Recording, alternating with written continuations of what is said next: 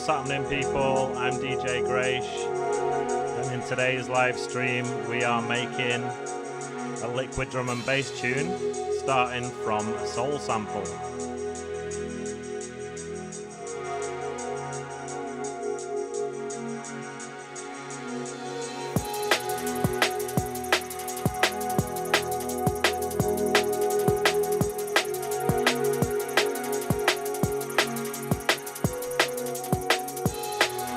So let me know if you can hear me, let me know if you can see me, let me know if everything's working fine.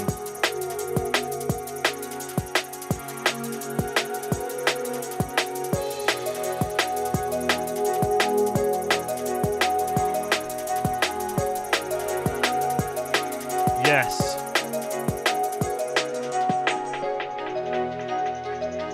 Just gonna adjust my headphones a little bit.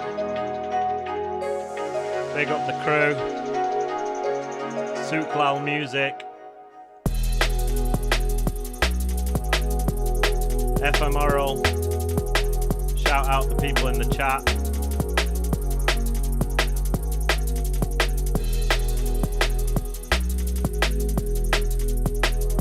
And as always, we're starting off with Side Quest.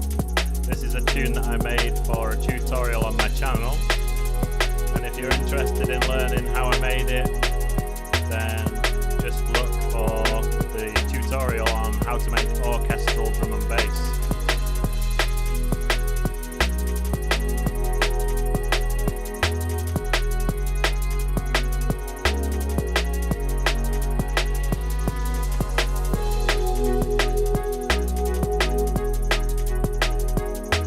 How's everyone's weekend been? I have had an amazing day. The weather is finally nice in Barcelona and I've been out in the sun all day. You can probably tell from my red face.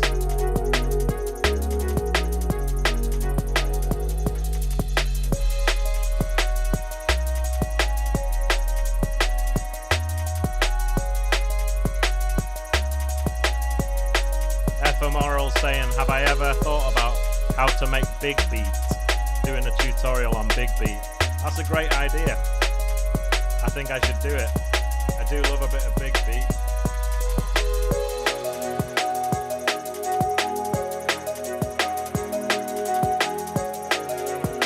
You know, it was a great time to be alive during the big beat era, with tunes like Fatboy Slim and Chemical Brothers in the charts, you know, top 10.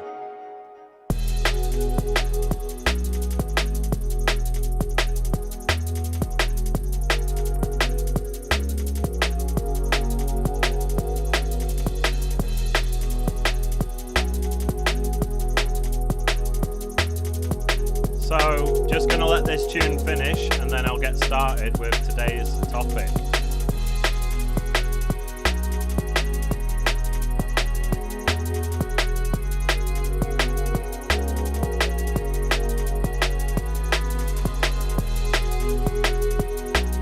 So some of you may know, some of you may not know that I'm a skateboarder and I've not really been doing it that much recently, but today I was out there skating a concrete skate park with my brother and some friends. I had such a good day. We had a bit of a picnic, listening to hip hop on the Bluetooth speaker. And then I went out for a drink with my girlfriend and then basically had to come back and do the live stream.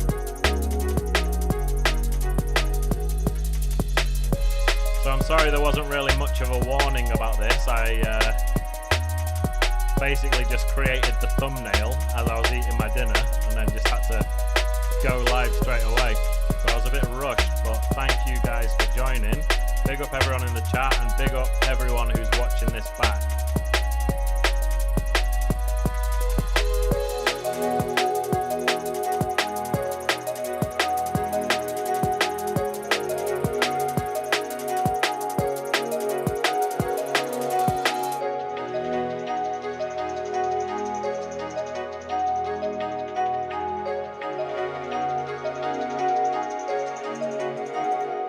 It. So if you like that tune and if you want to know how I made it, It's all there on my YouTube channel. Just check out how to make an orchestral drum and bass tune. And let me just full screen this. But I'm just going to start a new Ableton Live set. And we can get started on today's topic. So I put in the title and the thumbnail about sampling soul. And the reason is because I've got a soul sample. Now, full disclosure, I didn't actually get this from an old record or anything. I think I got it from an Instagram account, which I've spoken about on here before. And it's this Instagram account. The guy's called... what's his name now? It's been a while since I was on Instagram, so I've kind of... my mind's gone blank. But this guy basically says that he makes all these samples, and... I was saying I used one in my first ever liquid drum and bass tutorial, which basically started this channel, you know. And he says that he makes all these samples. So I don't know if he's just like playing instruments and singing with a friend and making stuff that sounds like it's from the 70s, or when he says makes samples, I don't know if he means he just literally samples records and then puts bits of it on Instagram. And it's always the same. It says sample this, and it's got the BPM. So let's have a listen to what I've got here. Let's get into the production folder.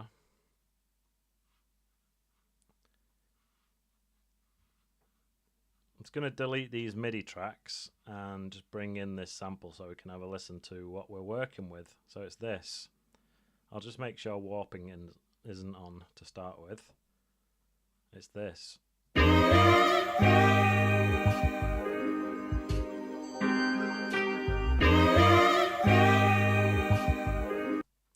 So it basically just loops like that, and I'm not sure if he really made it or if it's sampled from something, so I'm not just going to play the whole thing in one go for that reason.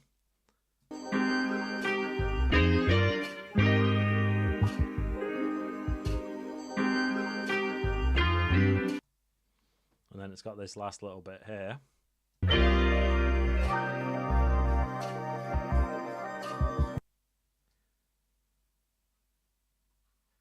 Ephemeral, I don't know if you can remember what the guy's called, but I feel embarrassed now that I can't remember his name, but shout out that guy who's always putting those samples. And the original one on my first ever liquid tutorial, it was like, who y'all hear on this one? So obviously he's assuming that people are going to use these samples to make hip-hop beats for people to rap over, but obviously they're going to work well for liquid as well, so this is what we've got. So Ableton has put the tempo to 80.47, so let me just turn on the metronome.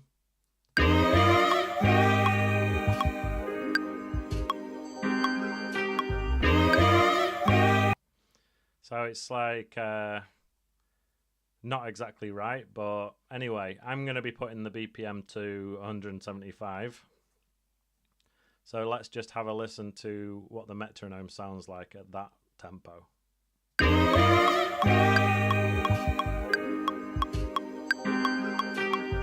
As you can hear, the sample's going much slower than the metronome. So I'll just turn warping back on.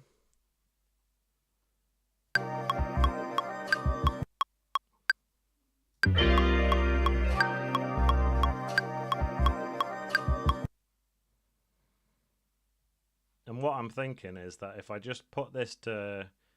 It's kind of... I feel the pressure is on that I'm doing this live on the stream, but what I'm thinking is if I just try and make this 4 bars long, then hopefully it'll fit. If not, we'll go to plan B. So I'll just bring this back to so that it ends right at the end of the music there.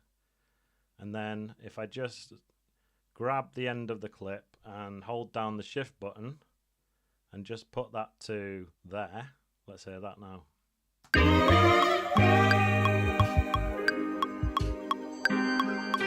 Oh yeah, his name's Prod Lodoni, that's it. Prod.Lodoni. Look for him. And it's L-O-D Load O-N-I. Prod.Lodoni. Look for him on Instagram. and there's just like hundreds of samples. And at one point he just deleted everything and started from scratch, but it's been a while, so he's probably built it all back up again. So anyway, as you can hear, the sample is now kind of going with the metronome. Let me play it one more time.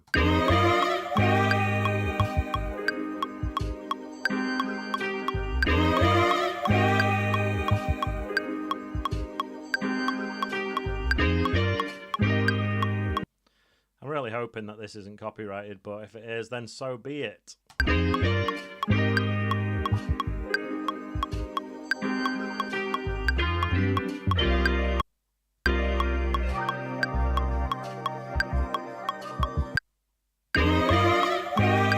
So one thing that I like to do is just get a break, literally get a break playing with it to hear how it's going to sound with this kind of music. So if we just go into my production folder here, go to Jungle Breaks and choose something that I'll know will actually warp well with it. For example, the Hot Pants break.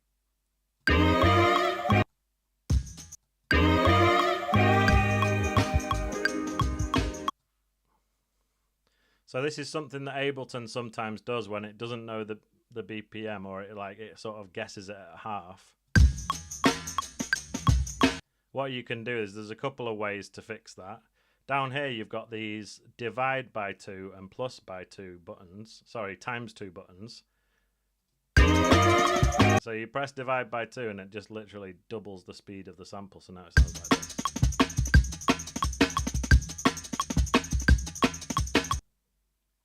So let's hear that just looped with the first bit.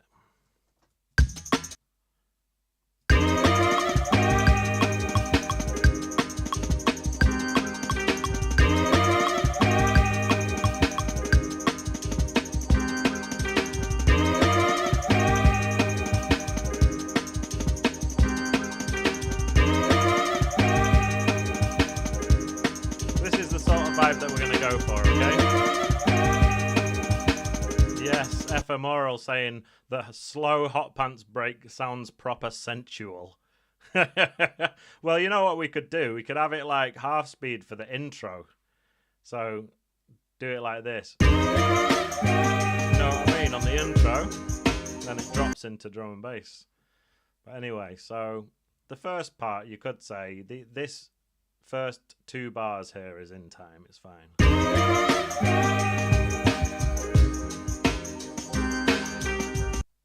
Let's check the next bit.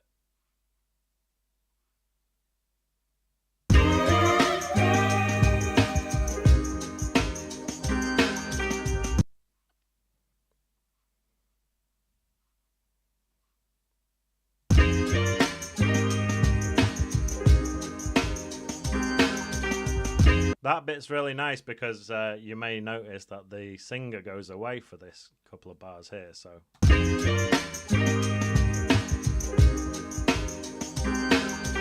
So one thing I wanted to show you in this tutorial is basically how to use the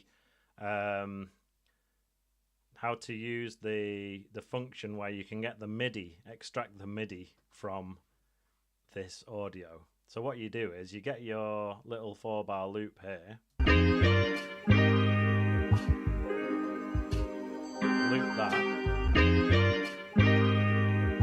then you can just right click it and you can go convert harmony to new MIDI track.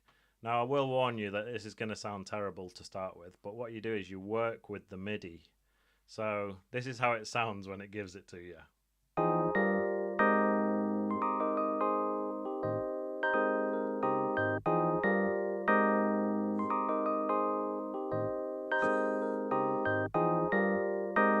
So I did warn you, it sounds terrible, but what you do is you go in and you look at this MIDI and you can sort of work with it and get rid of the notes you don't want and keep the notes you do want.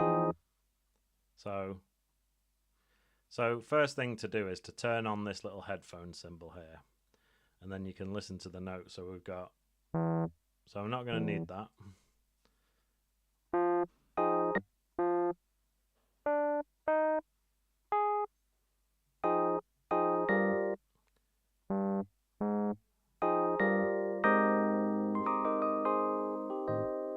I'm going to get rid of the bass notes. We will be making our own bass line later.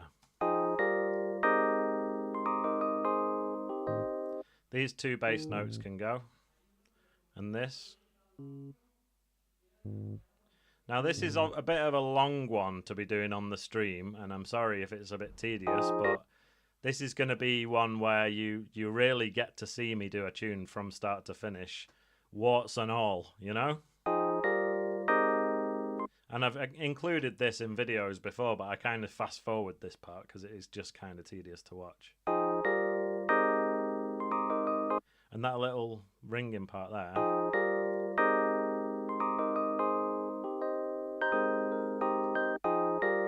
I think the first thing to do is to make it a nicer instrument. So what I usually like to use is, in Contact, I've got a favourite Rhodes piano that I always use, and it's called Scarby. So I'll just drag in Contact 7, open that up, and here's the window, by the way, and it's Scarby Mark 1, and there's various different types, and I just choose the Scarby Mark 1 standard, and here's how it sounds with that.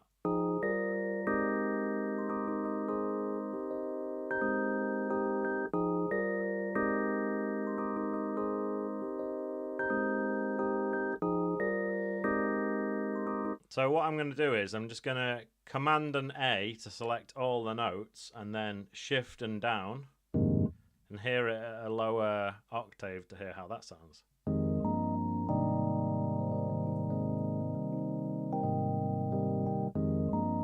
So it was worth a try, but it's going back up.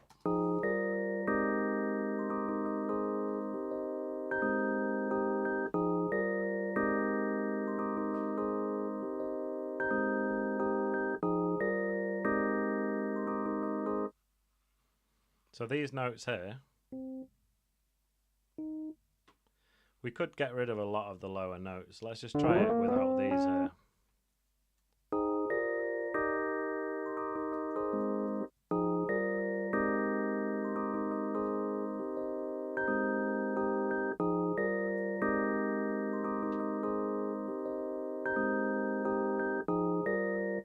Sometimes it's good to just get rid of a few of these end ones and then just sort of bring these ones longer.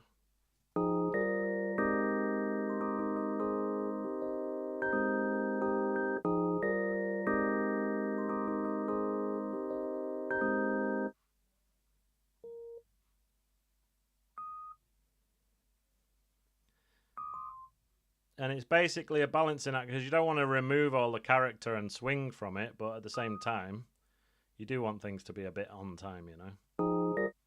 And these here, you can see how they're all starting really late, but one thing I was showing you last week was how to sort of do a bit of a strum type thing by making them all start at different times. For example, you know, one can start there.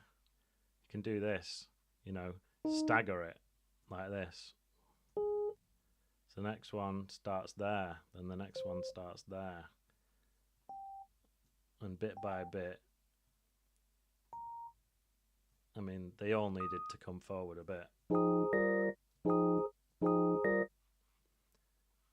And it's like Ableton has like it's got the notes, but it didn't really, I don't think they would have all hit at the exact same time like this if someone's really playing it.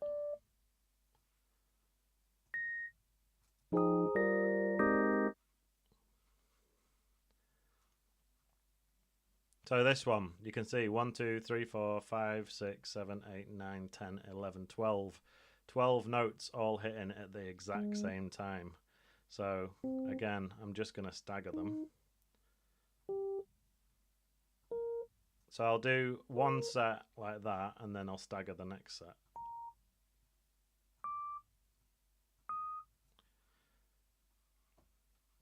And what I'm going to do is I'm going to play make sure the break's playing as well, so it's less boring for you guys to listen to.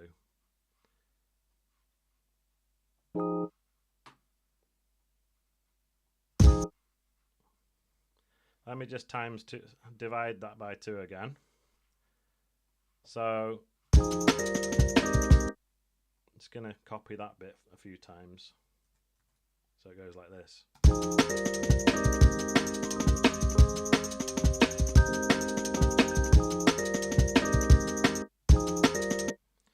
So to me, the second chord is coming way too late.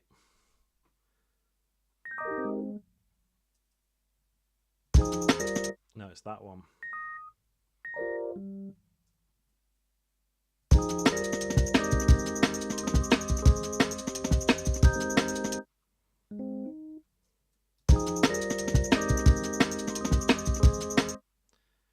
So you just got to keep moving the MIDI notes around until you're happy with them. And ones like this, what you need to do is shorten it a bit first before you move it.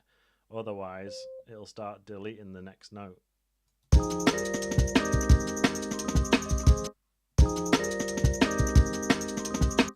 So this is coming early.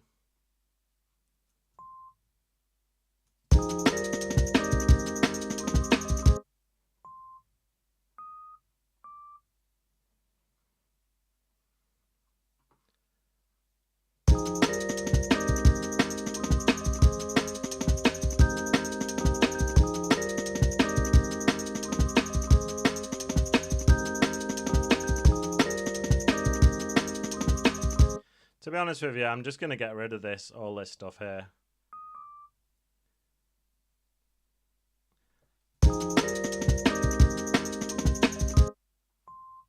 Just going to make it some basic chords.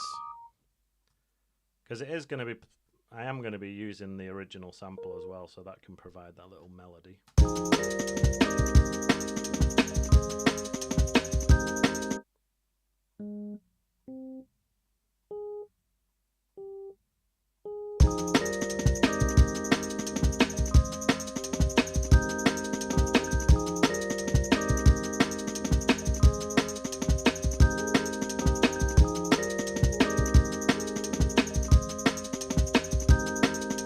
What you can do as well is if there's a note in there that's kind of annoying you, you can either ditch it or you can decide that you might want to just turn it down in the velocity, sort of bury it in the mix a bit, you know, like that one. If you just turn it right down there.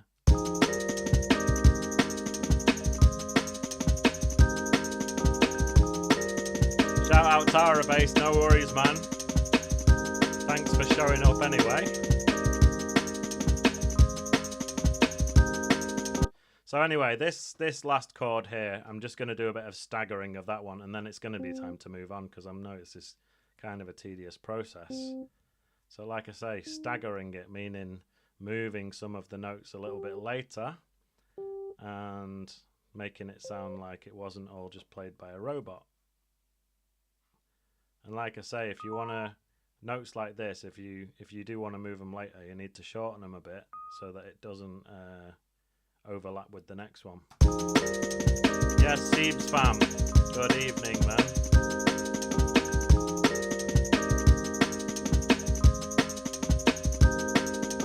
So for the people who've just joined us, basically I started off with a soul sample, and here's a little 4-bar loop of it.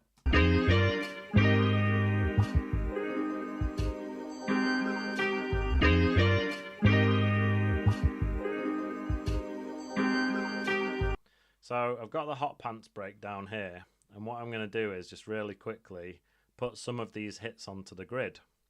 So I've spoken about this before, but you've got like all of these little hits in between, which obviously you don't want to take it too far and just warp them all, otherwise it's going to sound robotic. But you can just try and at least make sure the kicks and snares are on the grid so that it's lining up when you program in some other kicks and snares. So that's what the hot pants break sounds like.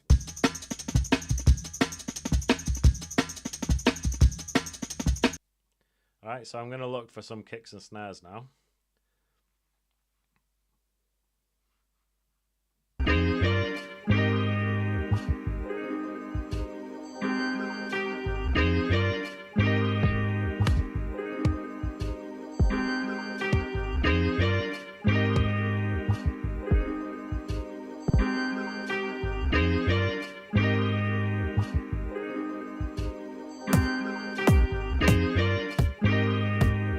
How about kick 2?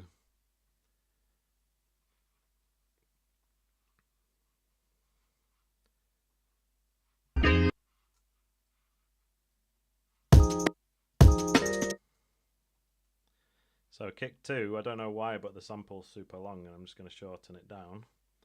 And then holding down Alt, I'm just going to drag it to where the other kick is. It's like that. And obviously it's a bit loud, so you can turn it down in various places. You can either turn down the samples here, or you can turn it down with the main fader, but I'll just turn it down here.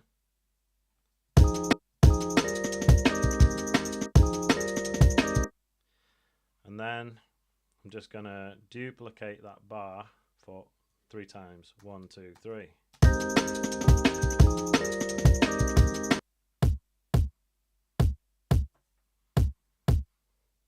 And I always like to have the mixer tall, so drag this up.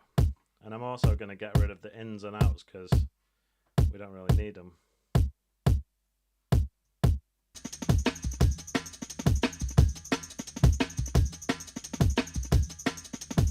Shout out Toad Mode saying that my voice is low compared to the music. To be honest with you, yeah, it's the music, it's quite loud. So I'm just going to, thanks for the heads up, I'm just going to turn that down a bit. What a time to be alive, eh? You can just stream YouTube, learn how to do music production while you're in the car. I'm going to turn up my headphones now.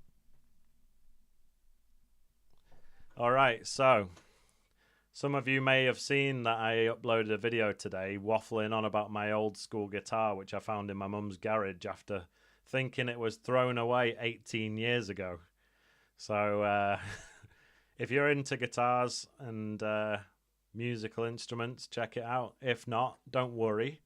There is going to be a lot of music production tutorials and stuff coming soon. So we've got a kick. Let's find some snares.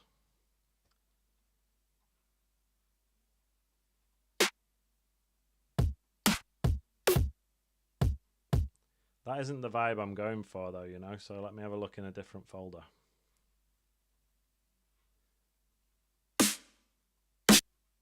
Actually, I'm going for the original drum and bass sample pack. Does what it says on the tin.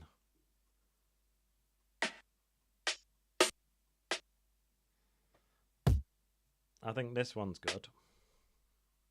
The rooftop snare, tried and tested. So I'm just going to put that on the 2 and the 4.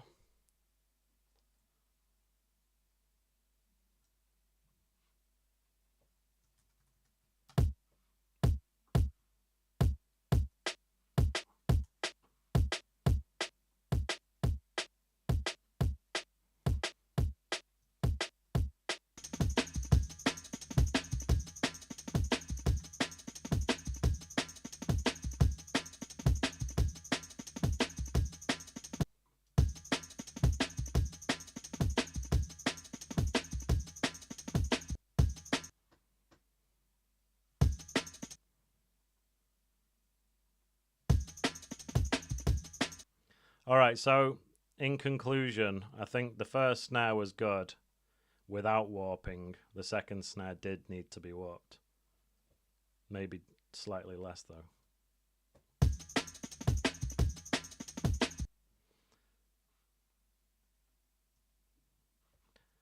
And one thing that I sometimes like to do is just like turn down the kick and the snare of the break so that it layers well with the kick and snare that I'm adding in.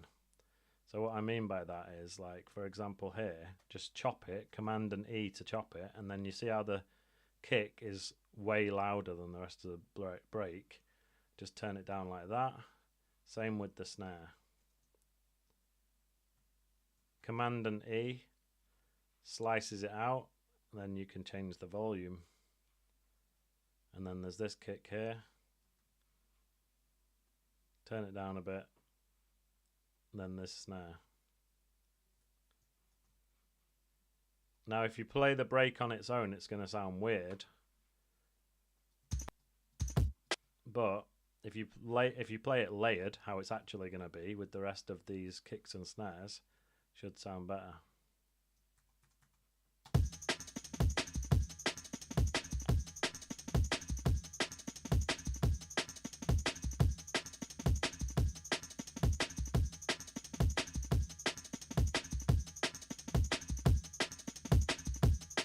I'm not really convinced by the kick that I've chosen, to be honest.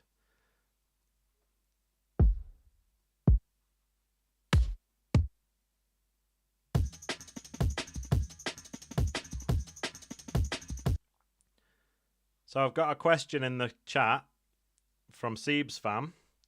Do you purely go on experience or your ear when placing instruments? It's a bit of both. Like, you know, a lot of these samples, when I hear them, it just sounds like they would suit an old school like 2000s drum and bass track that's pretty heavy, you know. And when obviously we've already heard the soul sample, so we kind of know what this tune is gonna sound like in the end. So I'm just trying to choose some more chilled out kicks and snares that will actually go with that vibe. So let me just do a little bit of duplication here. Let's get rid of these.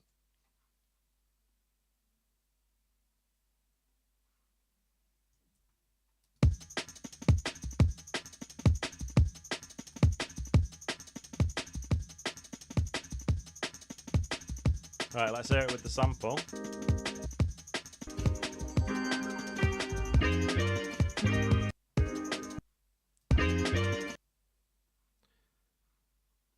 I know what it is, hang on.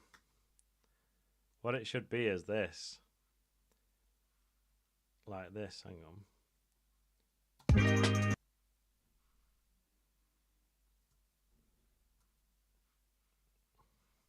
Thanks to everyone for tuning in, and thanks for bearing with me. You know, sometimes music production is a bit of trial and error. You know, you have to just try stuff. If it works, it's all good. And if it doesn't, then it's back to the drawing board.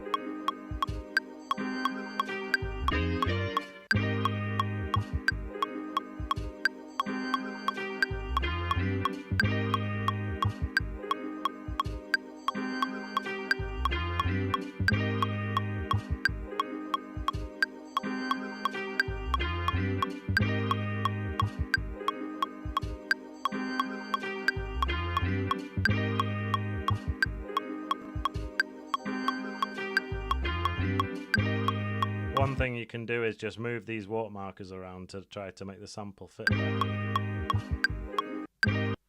Like, for example, what is this? Like a little snare.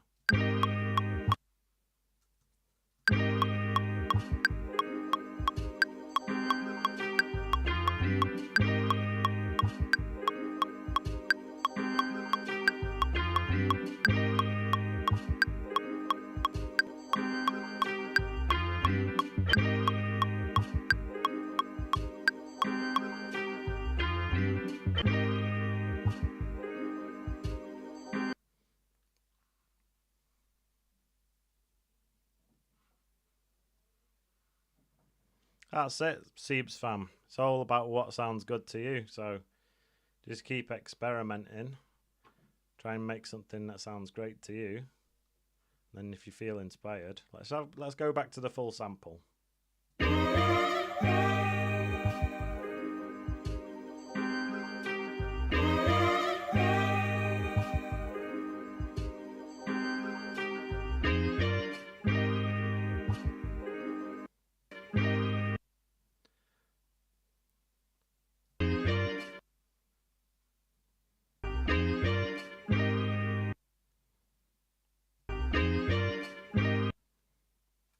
Wow, it's a difficult one, this, actually. But don't worry, we'll get there.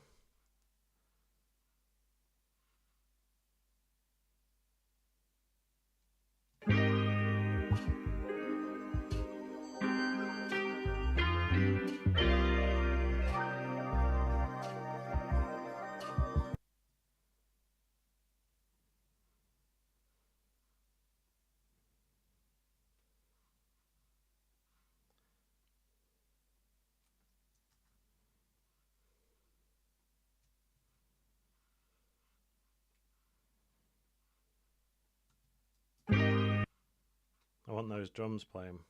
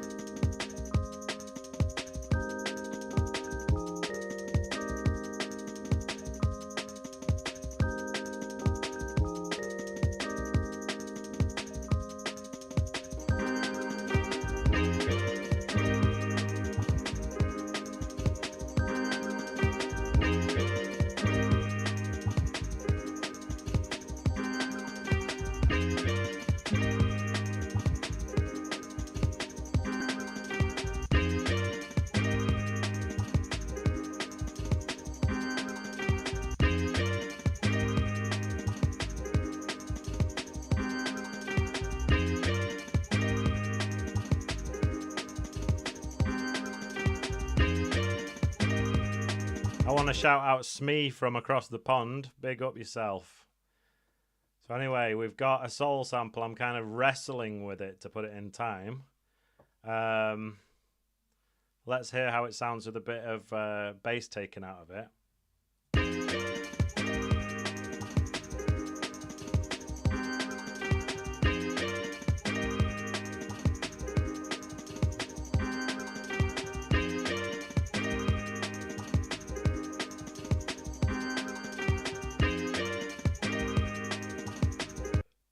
So I'm going to try putting a bit of an 808 with it to see how that sounds. Let's get the simpler.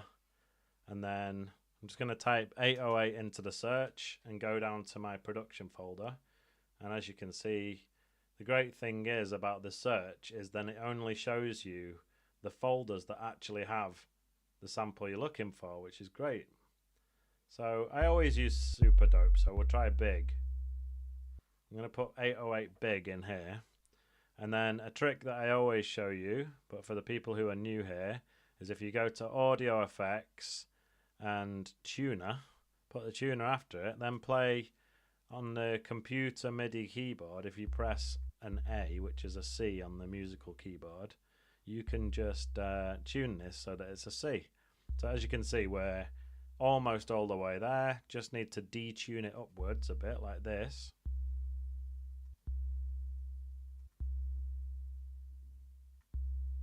And there you go, it's a C. The reason why you do that is now when you actually put your notes in on the MIDI keyboard, they're going to be the correct notes, and it's going to make you less confused. For example, if I put in an F and then a C on here, then I'll know it is a real F and a C, and then I can play other instruments and look for an F and a C. Anyway.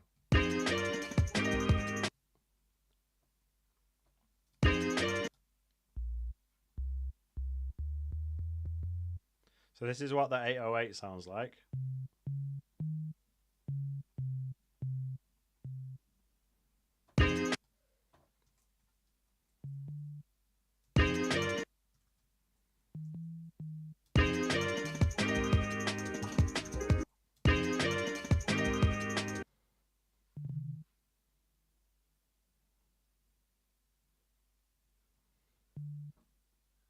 And I'll just put a saturator on it, which usually makes you able to hear it a lot better.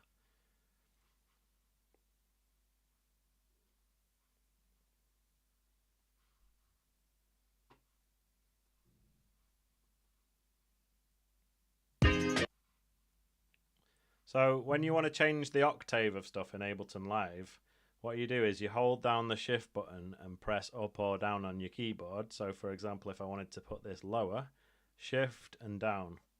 Now it's there. and let's just solo it so we can hear it well.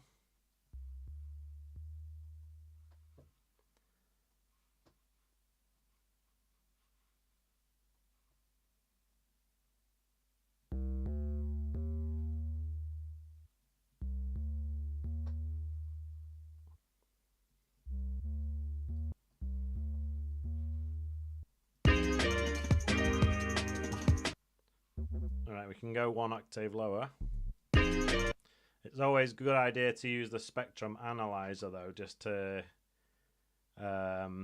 make sure that it's not too low. So let's have a look what we've got here. So that is too low. Or is it? First note, yeah, it's 33 is too low, so looks like we're gonna have to go back up.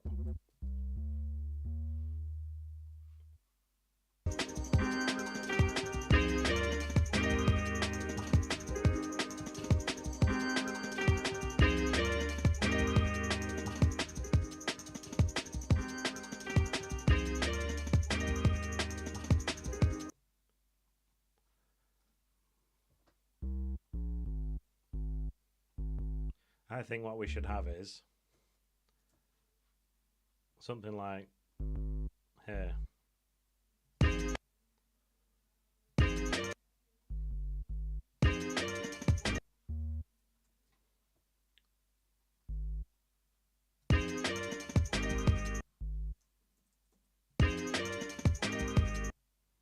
All right, bear with me.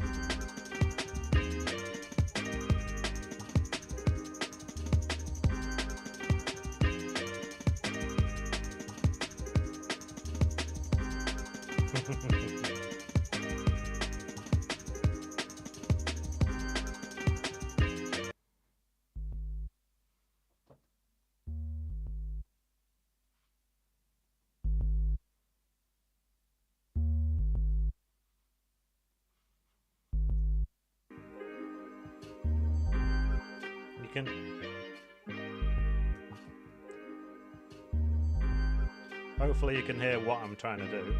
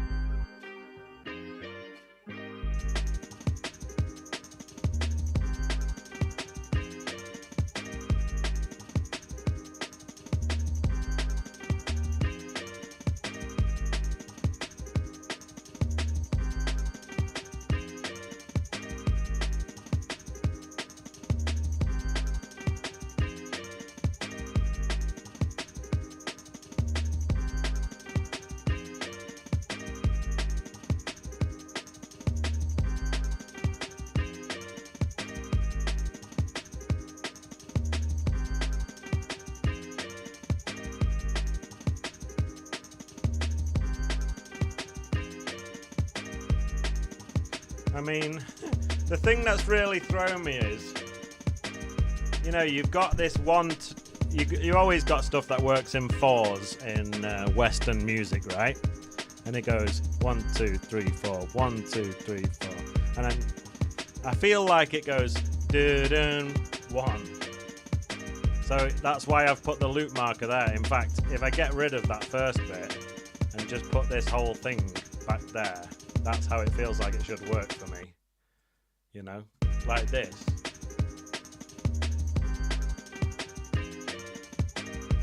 You know what I mean?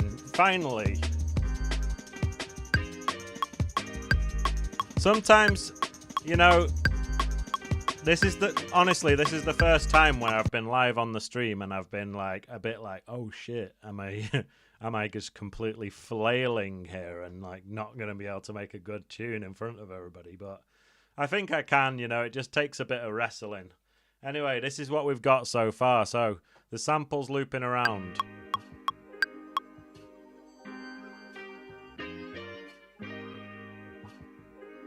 Not perfectly, but it's almost. You can hear there's a bit of sketchiness at the beginning and the end. So what do you do about that? Well, you could try to use these little fades. If we just turn the computer MIDI keyboard back off and press the A key, now you can see these little fades here. And then at the end, try and fade it like that. And it sounds a bit sketch, but what you can do is go in and adjust your warping.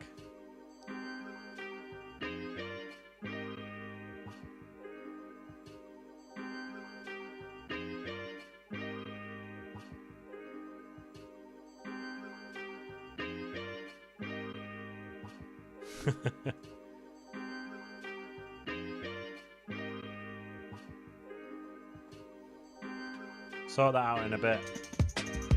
So this is what we've got. I do think that the sample and the 808 is working well though, you know, so there's that. But we've got a dudum, so that's making me think that the kick should do the same. So look at where the 808 is, right? And it's doing that dudum. So that's telling me that probably we should have a kick there.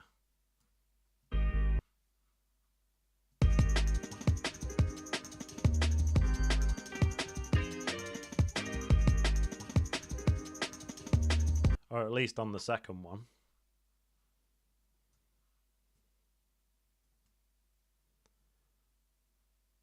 Wait.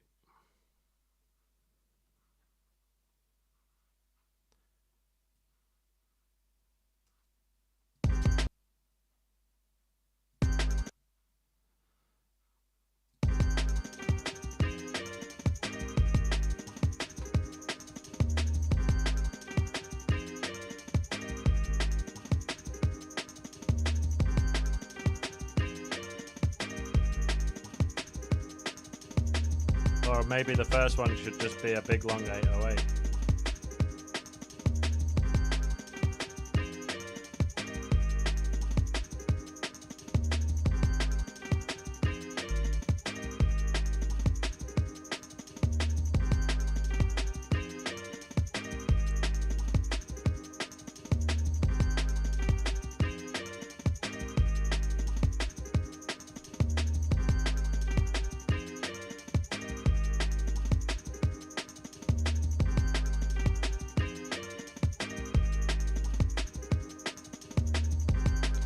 I want to shout out Aaron303. Big up Siebes fam, big up Smee, Toad Mode, Tara Bass, FM Oral, if you guys are still watching. Shout out everybody in the chat. Shout out everybody who's watching this, who's not in the chat. And big up everybody who's watching this back at a later stage.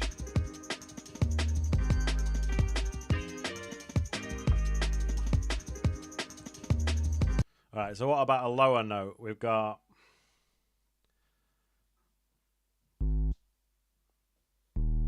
this one here.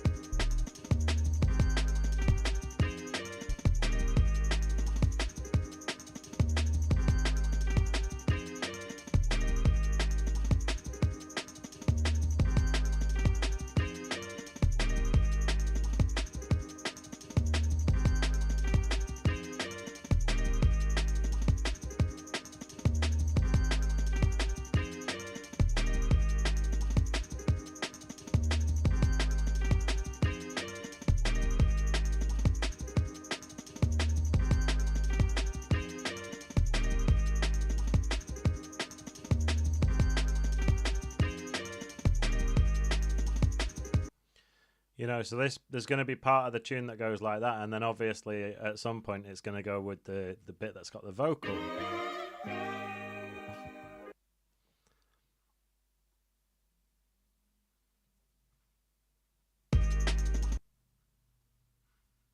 Oh yeah. So I did the whole slice. I did that bit, yeah. Let's have a listen.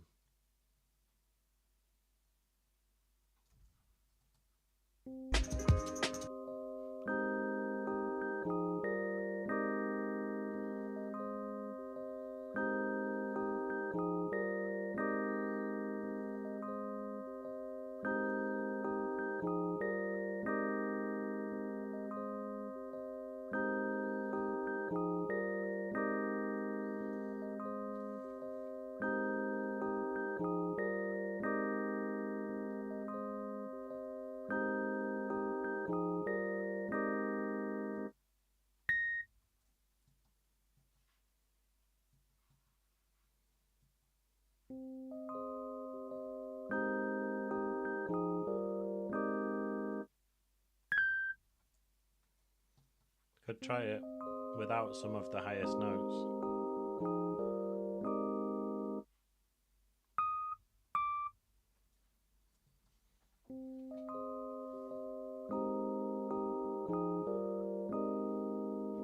That's better.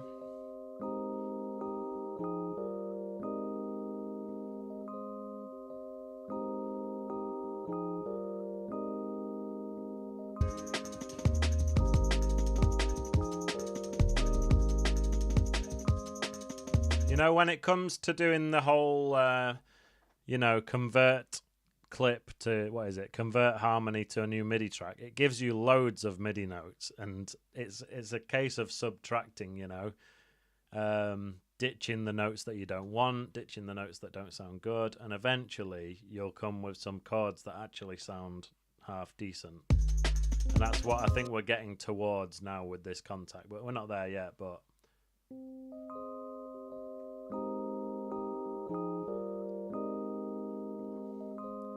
let me get the delay.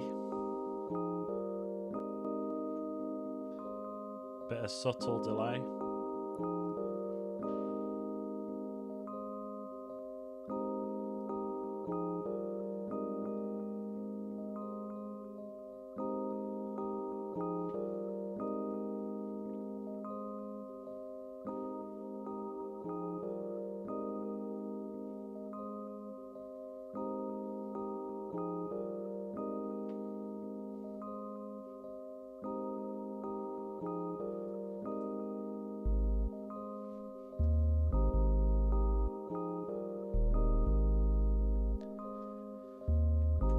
Honestly, it's sounding all right, but this has been a tough one.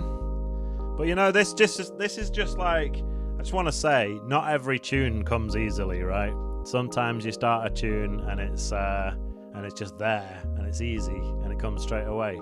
Sometimes you might need to work at it a bit, but I think you'll agree that like the concept of this tune is good, so it's still worth wrestling with it, you know?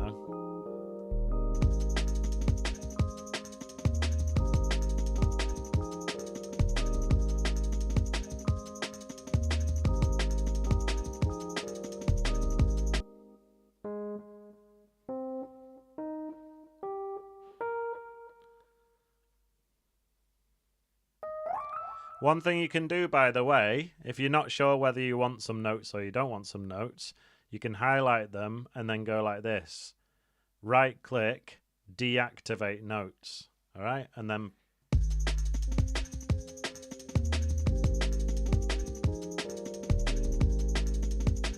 shout out Clive.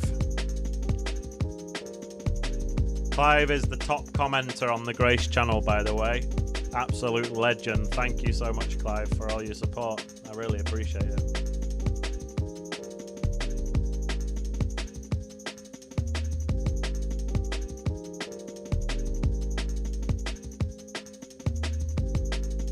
So, Clive, since you've just joined us, I'm basically wrestling with a soul sample and trying to turn it into a liquid tune, and this is what the sample sounds like.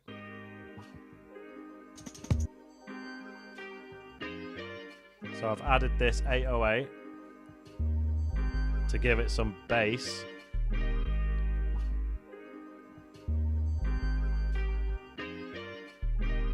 And the sample isn't exactly looping round perfectly, but I will sort that out.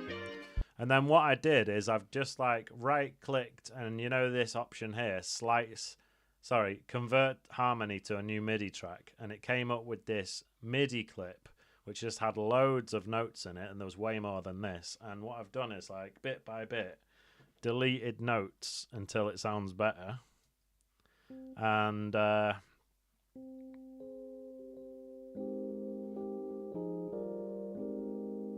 you can hear that now it's sounding alright.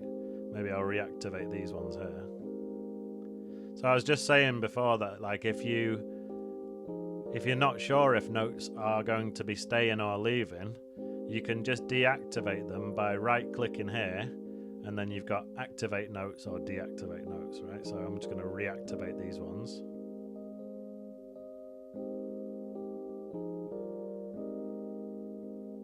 And actually I'm going to delete these three.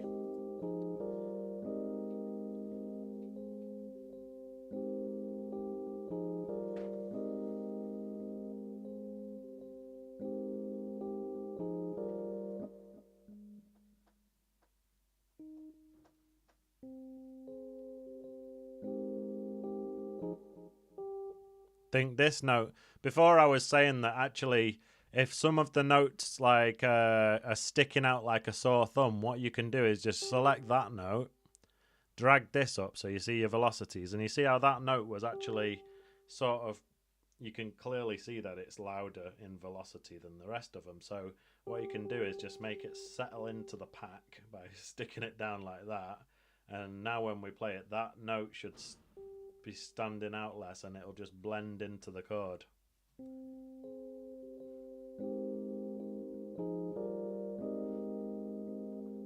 And I think you'll agree that that is now sounding a lot nicer.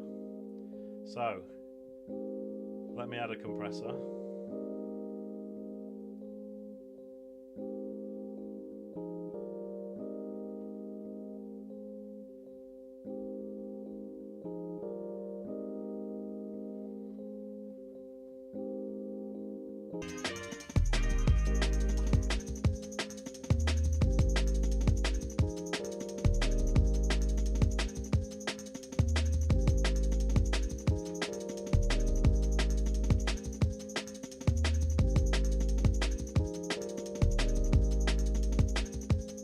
So let's have a listen to some pad sounds.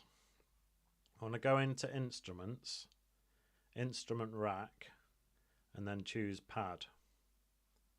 And then sometimes it's good to just have a listen to some of these and see which ones sound good with the tune.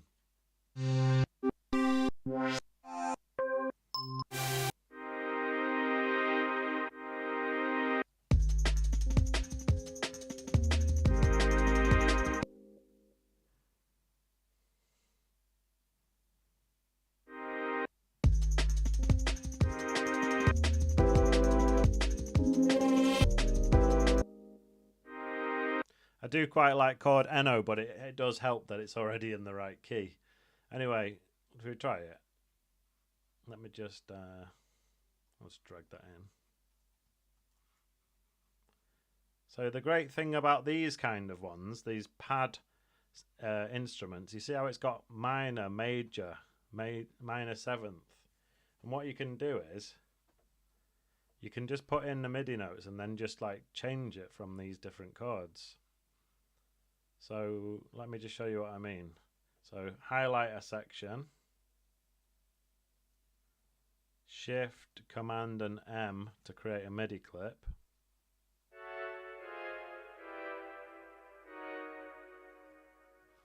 Let's play the sample.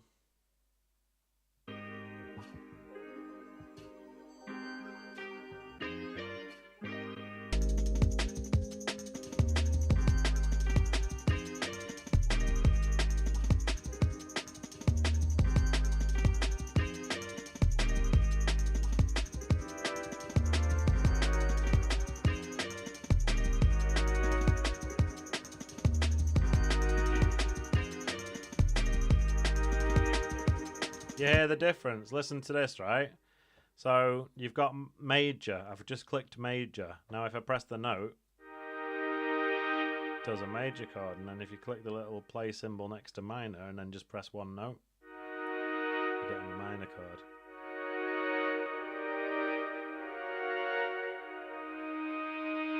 And then there's no chord at the bottom if you want to put in the notes to make your own chord. So for example, we've got our infamous MIDI clip here. If we just drag that down there, hold down Alt and let go. Now let me have a listen.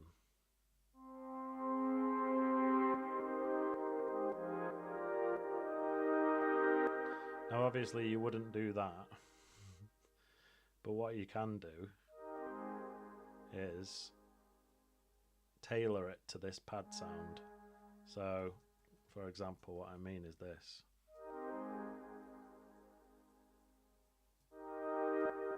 You can decide which of these notes you actually want the pad to play. So not that.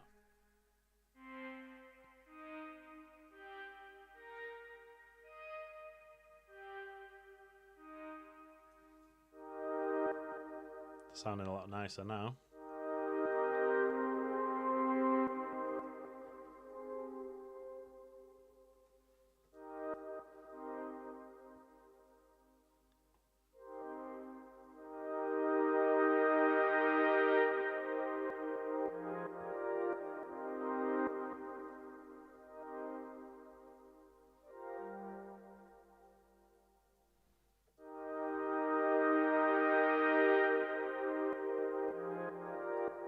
Just going to get rid of this whole middle bit.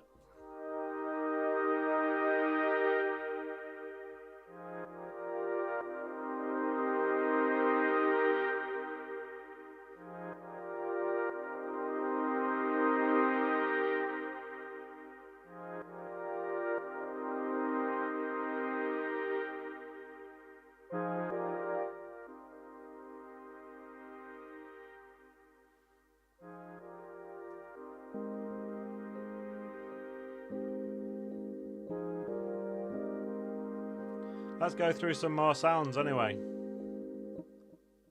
I love this chord Pacific. Let's try no chord though.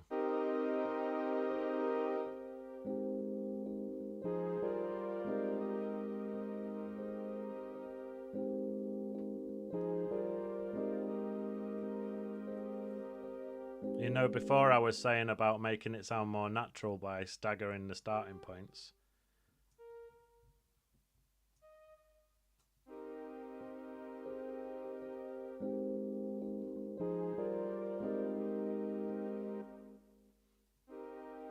Yes, Jumanji, back in the building.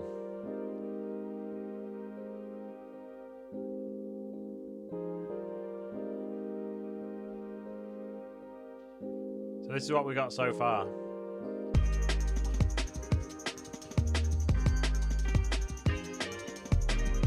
In fact, what I'm going to do on this pad is just delete everything except for that first chord, so it just goes like that. Carry on, and it'll just be bubbling away in the background, you know. In fact, what I could do is get some auto filter on it,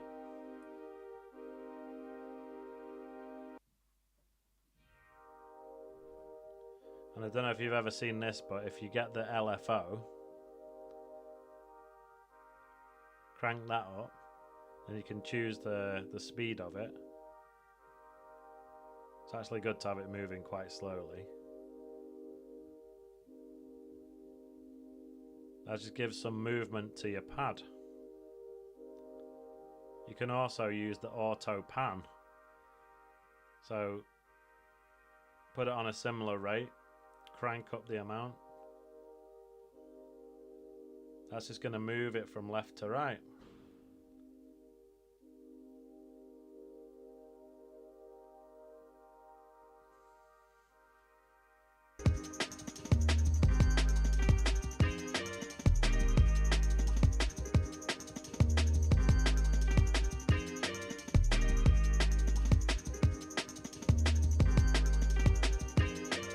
Jumanji, I don't know if you've ever heard of an Instagram account called prod.lodoni, but it's it's this Instagram account with loads of samples, and it just says sample this, and then it says like 92 BPM.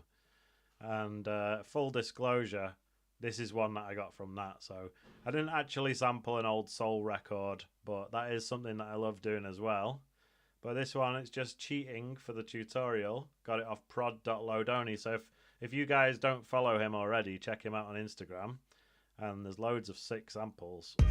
And you can just flip it in your own way. I mean, like I was saying before, probably the majority of the people that use those samples are making hip-hop beats anyway. So it's pretty unlikely that anyone's made a tune like this out of one of them.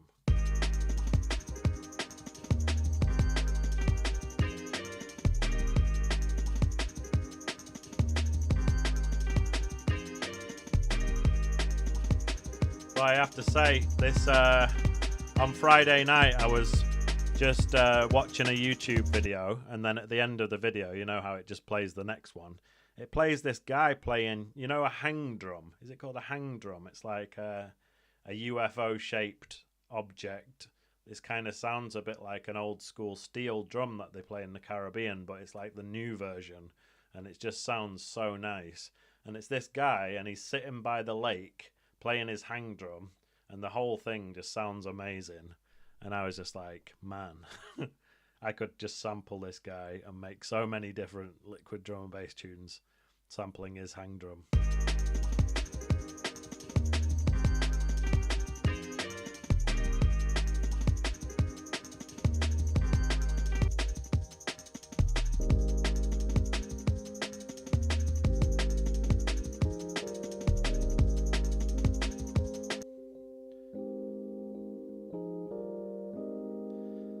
I don't know if it's hang or hung or something like that. I think it comes from Europe, like Switzerland or something like that. So anyway, I've got a contact playing a Rhodes piano, which I actually love the sound of, but sometimes what I like to do is just duplicate the channel, and then instead of the Rhodes piano, just use the normal piano and see how that sounds. And that can be used in a different part of the tune if it sounds good.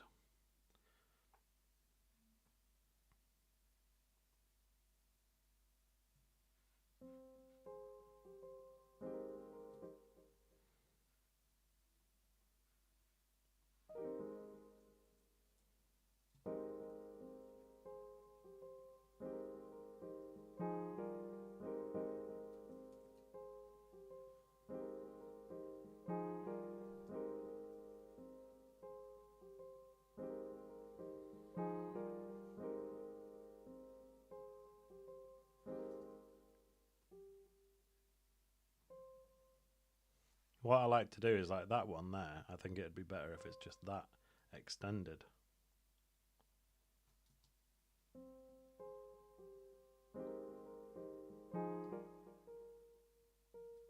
And then again.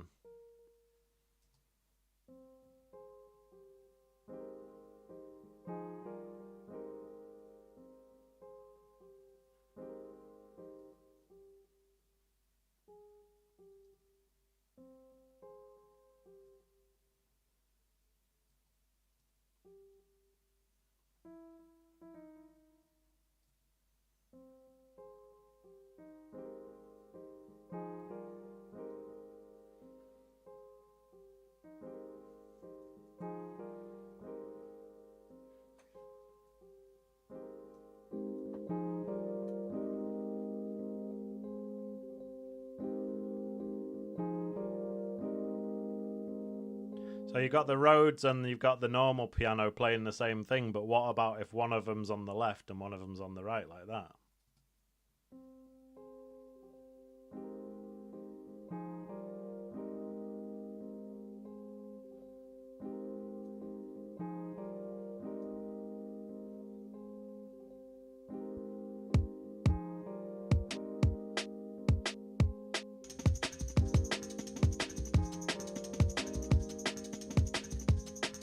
Alright, it's time to add the think break.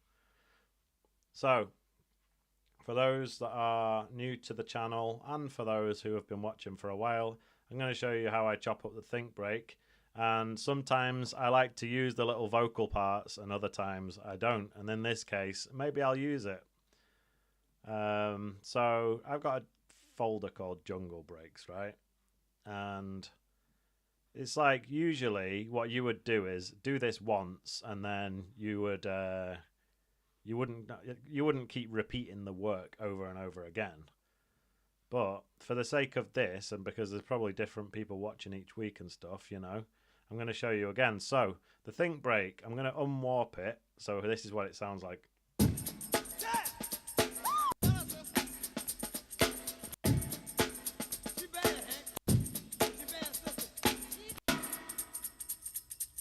Right, so you can hear that there are 4 different breaks, and then there's this like tambourine bit at the end, which is why it says think all 5.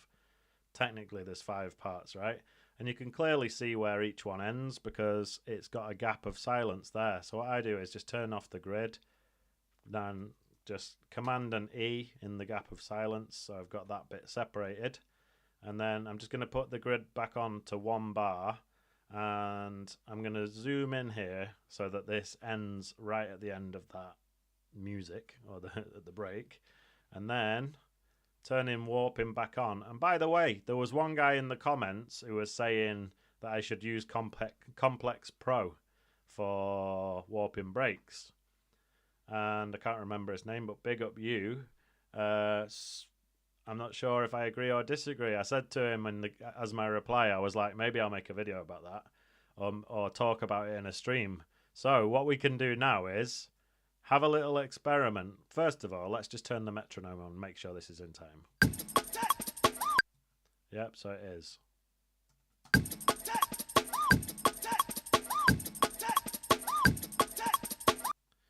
Right, now, you tell me whether you can hear a difference of this. So here's Complex Pro.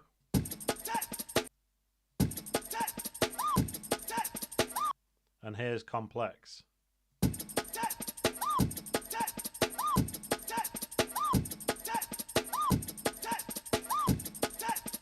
Actually, to be honest with you, I can hear a difference, but not in a good way.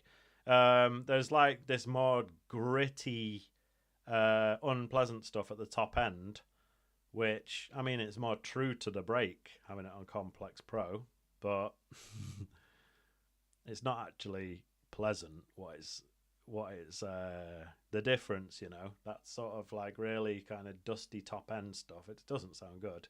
Anyway, one thing I like to do is use the repitch algorithm, which is, because we've made it faster, is literally like when you put a vinyl faster and then it's like sounding squeakier, right? You know, vocals get squeakier, things get more high pitched, so now it's sounding like this.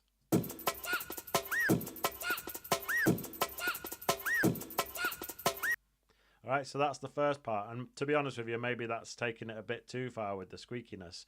A different way of doing that is to put it back to Complex or Complex Pro. So Jumanji's saying it sounds more metallic on Complex Pro. I totally agree with that. Not in a nice way. Totally agree. I mean, needless to say, I've done this experiment before many years ago, and I concluded that I prefer the sound of regular Complex, but I just thought I'd do it again on the stream so we can have a little bit of a discussion about it. But anyway, so you heard how squeaky it was when I put it to repitch. It sounds like this. Now, if that's too much, what you can do is just put it back to Complex, but then maybe pitch it up a couple of semitones so it's like this.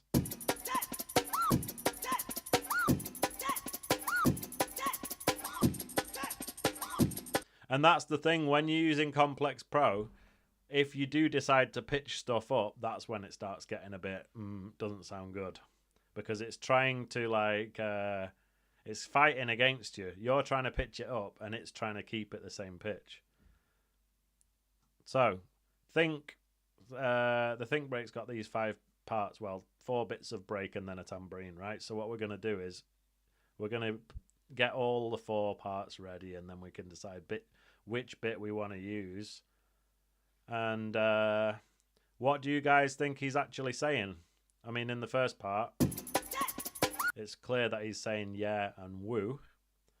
Now this part, what does he say? Let me know in the chat what you think he says. And what I'm going to do here is you zoom right in and then just move this endpoint so that it is at the end of the break. And in fact, I'm just going to do this fade less and then do it like that, so it's pretty accurate. Now we can choose our warping algorithm, which in my case, shout out the guy who was commenting last week, but I think I've concluded that I'm going to continue using complex. But he did say, the way how he said it was like, he was like, it's going to introduce artifacts which you may or may not want. So, you know, he did sort of acknowledge that you might prefer the sound of the complex algorithm, you know. In my opinion, I think it's in a way it's kind of hiding artifacts, or it's hiding imperfections in the break where it just sounds, there's some stuff going on in the very top end which just disappears when you put it to complex. So it's not, I don't feel like it's introducing artifacts. I feel like it's kind of hiding them. Anyway, we've got the third part there. So Rain City Sounds just says so it's like all right, and then this third bit, you bad. Did he say you bad sister? You bad. I think it's on the next bit that he says your bad sister. Because the tune's by Lynn Collins, right? But I think that's James Brown. So he's giving her some compliments. You bad sister.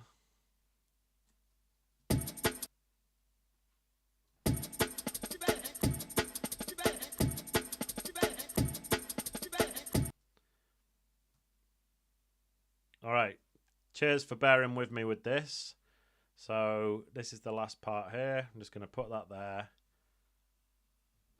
Zoom in to the little gap of silence.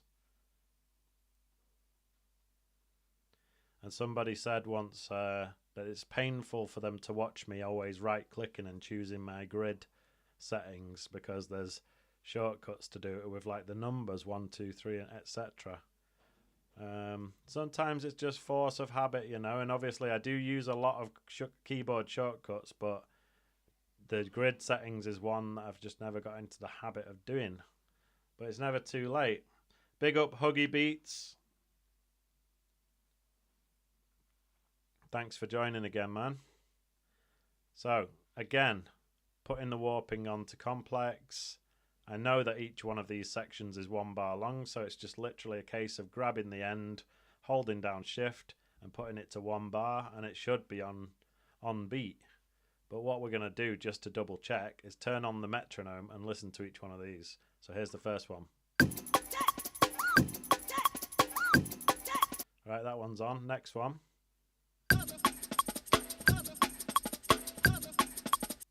Next one.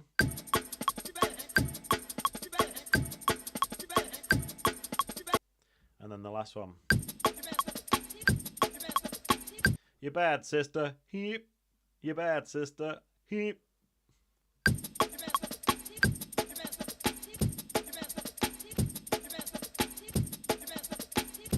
So if I play all of this as one big 4-bar loop, it sounds like this. Sorry, I've repitched the first one, so let me just put that back.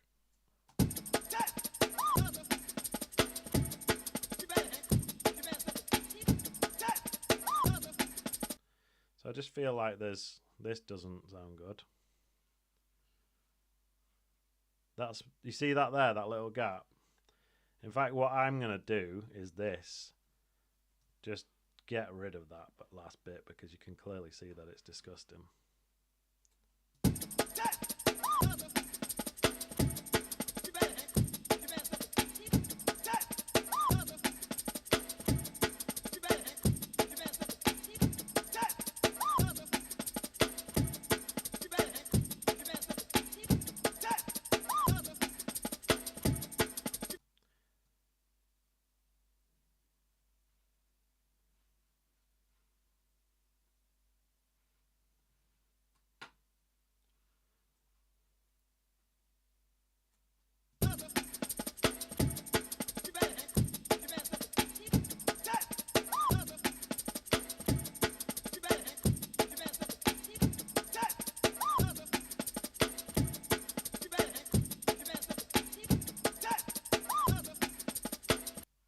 So I was showing you a couple of weeks ago that if you want to make a section of the think break that doesn't have any vocal in it, this is how you do it. First of all, put your grid onto an eighth, right? And then you can hear that each time there's a bit of vocal in different parts. Like for the first one, you've got the kick, shuffle, snare, and then he goes, yeah. So you could use that kick, shuffle, snare if you wanted to.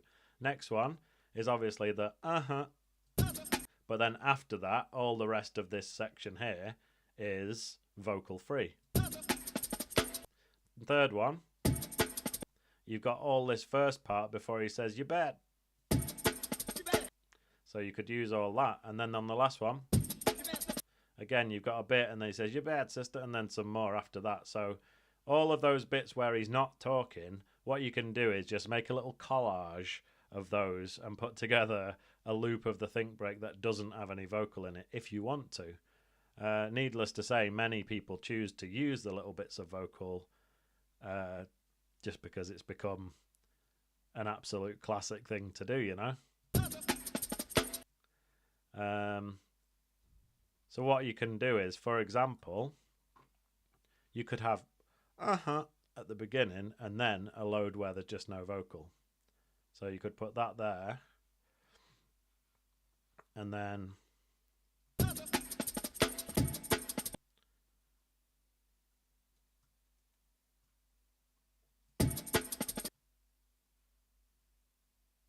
you can use a load of this bit. Let me just put this back to eighth.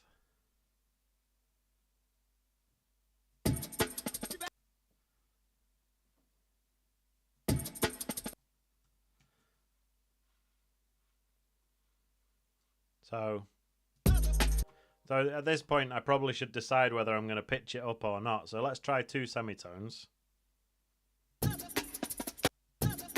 Let's hear how it's sounding with everything else. I'll just turn down the think break a bit, actually. So I'm sure you can hear what I mean now. So you're just going to have the little and then for the rest of these 4 bars, you're not going to hear any of James.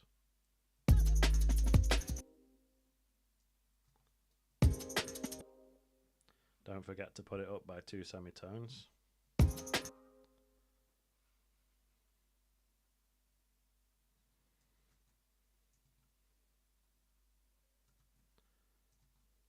How about something like this?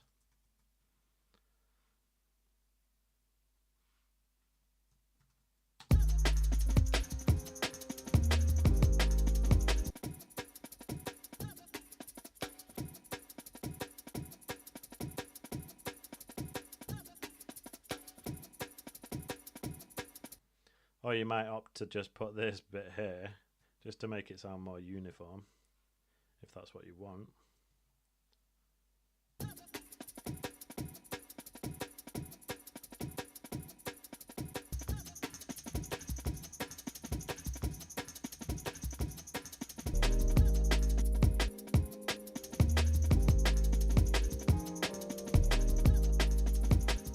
You know, so you've just got a little bit of but then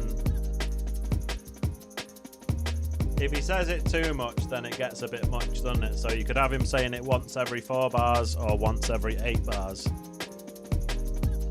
One tune that I made, which I think I'm going to make a video about or make a stream about or something, is this tune that I made with my mate Spenner, and we eventually made a group together, but this was our first tune, so it was sort of a Grace featuring Spenner tune.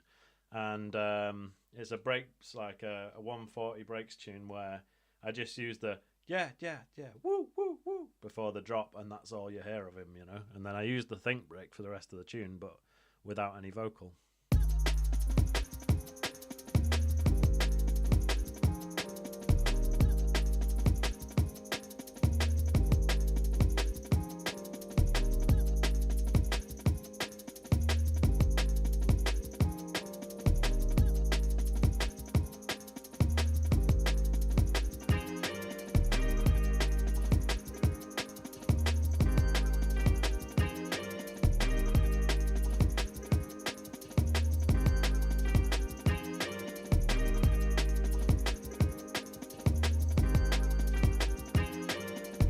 we've still got all these bits here that which we can use in a bit if it starts to get a bit stale, and you can chuck in a "you bad sister."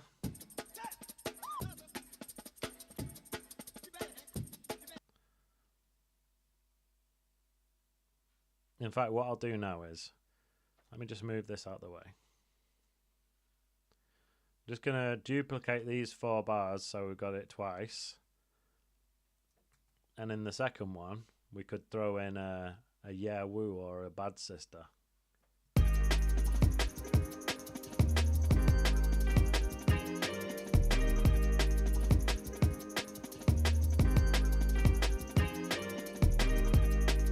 So right at the end there.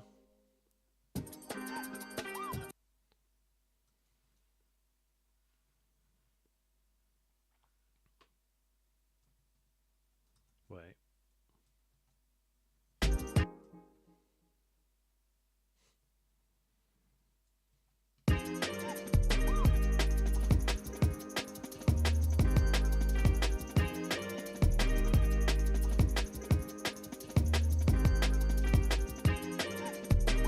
Oh yeah, because I repitched it and that one's still 0.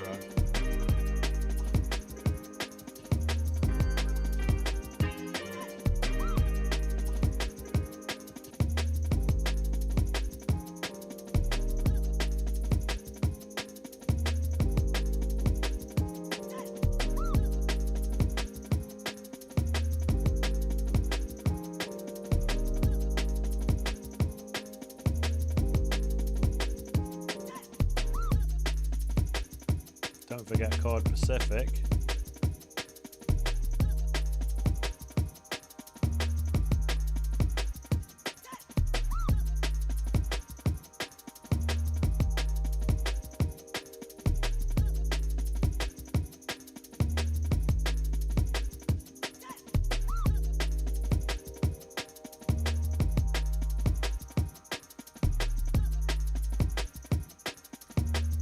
Thank you, Clive.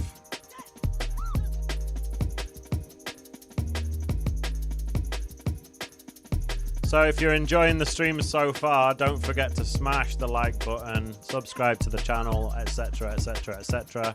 Oh yeah, and I should probably mention the membership. So this week is a big week for this channel. Why? Because there's several things happening. Number one, I finally got the channel monetized, so I actually, if you see any ads on this channel now, I'm actually going to get a couple of cents for it, so that's cool. So that was today, this morning I woke up and the channel was monetized. And another thing is that I launched the membership. So you can now become a member of this channel and you get various different perks. And there's 3 different tiers of membership.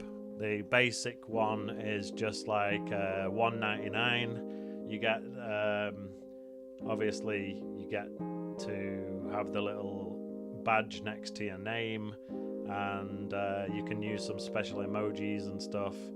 The second one, you get a lot more. Basically, you get like early access to videos. There's going to be a live stream that's members only. There's all this other stuff, and I can't remember it off the top of my head, but there's a lot. And then the top tier is the $9.99 one, and that's basically going to allow you to enter my Zoom call. There's like a monthly Zoom call that I'm going to do with the members, where basically I'm going to give you feedback on your tunes. You can ask me questions. We can have a chat. I can basically, it's like almost like a private lesson for the members, you know? So check out the memberships on my channel. And if anyone does sign up and become a member, thank you very much. I really appreciate it. So it's a big day. It's like new times for this channel, you know, onwards and upwards.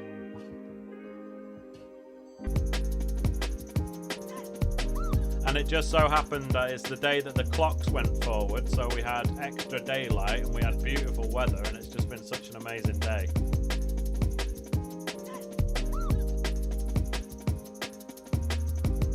Did anyone get thrown off by the clocks going forward this morning? I was up late, you know, so I suddenly, when it was supposed to be 2 o'clock in the morning, it was suddenly 3 o'clock, and I'm like, what? How's it got so late? Anyway, so what we've got so far, we've used the sample, but we haven't used the bit of the sample with the vocal in it, which is this bit here.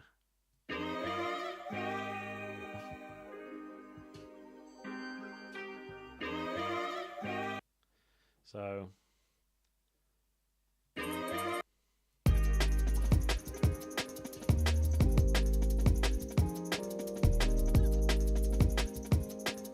maybe it's time to throw in some other instruments.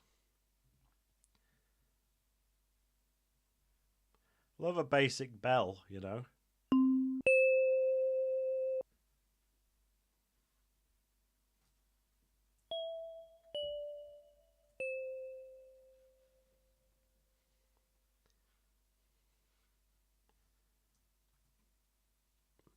And there's loads of content that's in the pipeline, you know. I bought the... some of you may have seen that I did actually do a tutorial on how to make a jungle tune on the Ableton Push 2. So obviously I know the Push 3 is out and it's the latest and greatest, but it is quite expensive. So I opted for a second-hand Push 2. And it's quite a bit cheaper, but it's almost the same. It's got the 64 pads, it's got the full color screen. In fact, I think the screen is actually the same as on the Push 3. It's an amazing controller and you can do a lot on it, and I do plan to do a lot more content with that, including a video called "Should You Buy a Used Push 2 in 2025?"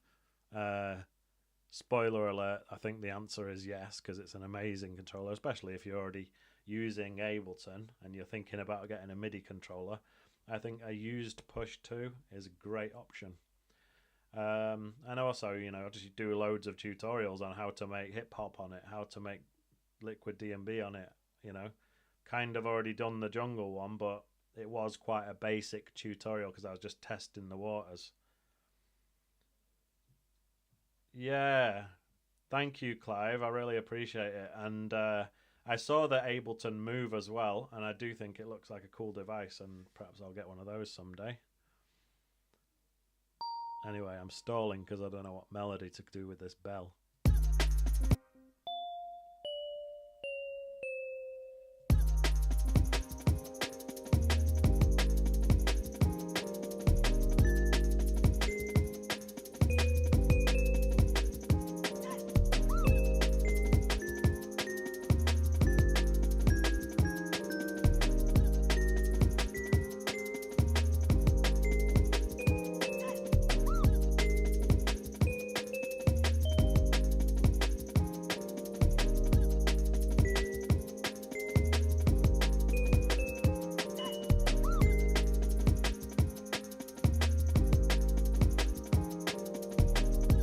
I don't know when my video is coming, Clive, but when it does, if you've not already looked into it or bought one by then you know, I'll give you all the information you need, including how it's working with Ableton 11, how it's working with Ableton 12, how much you can do on the unit, because I mean, you can see my how to make jungle on Push 2 video that I do basically. The idea is to not look at the screen, you know, and not touch the mouse or keyboard, and literally just make a tune on the push. And it's doable. And if you're someone who's quite used to making computer music, then you do have this urge to quickly just reach for the mouse and keyboard and make things happen. But you can also train yourself to not do that and just get into the workflow. And I'm someone who's... I used to have the Native Instruments machine, and I use that quite a bit over the past 10 years. So that's been a bit of training for me to not bother with the mouse and keyboard. You can look at the screen, especially with the machine that I had, because basically the screens on the thing were just like little LCD black and white screens. With the Push 2, you know, you're getting into the territory where you can actually see and do everything on the unit itself.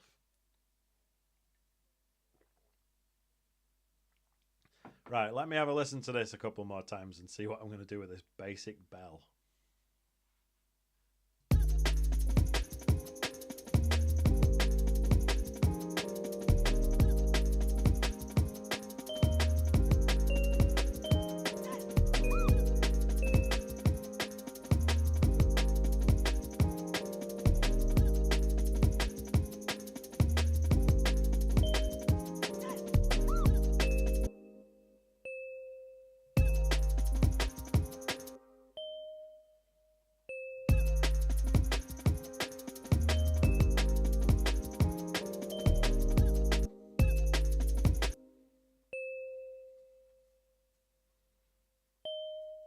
All right.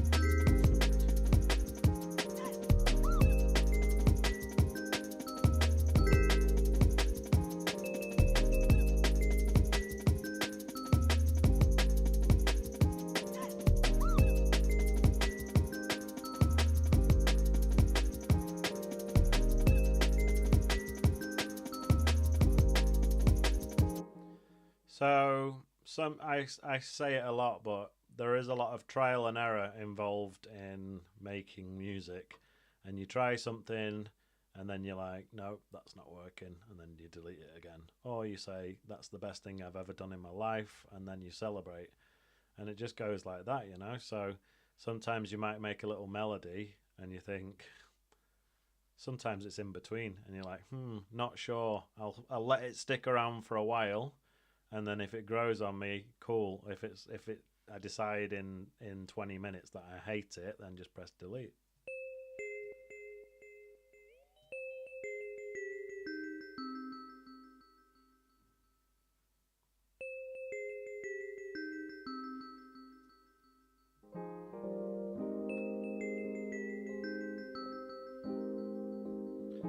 And again, you see how basically I've done a melody going downwards. If you don't like it, you could try one going up. So it could go, instead of like starting there, it could start at the bottom here and go. So let's try that.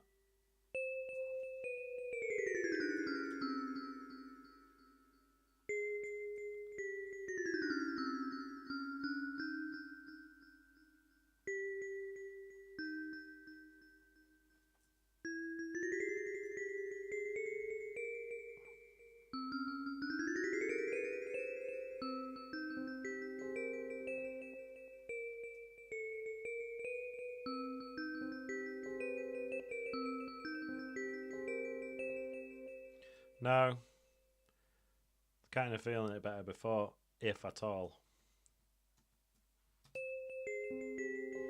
Or maybe it could just be a different instrument instead of a basic bell.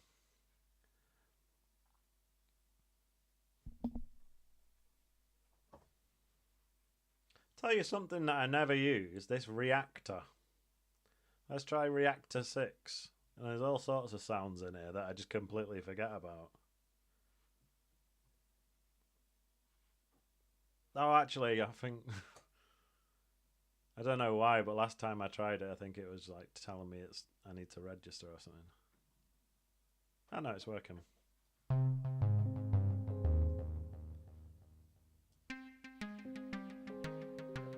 You know. And needless to say, there's a lot of controls on here that you could mess around with.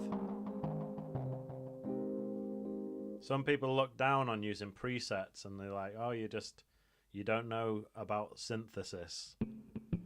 But the truth is, probably some of your favorite producers use presets. And one thing you can do is if you're that way inclined and you think presets are cheating, well, start with a preset and then just start messing about with things, you know, and changing it and make it your own.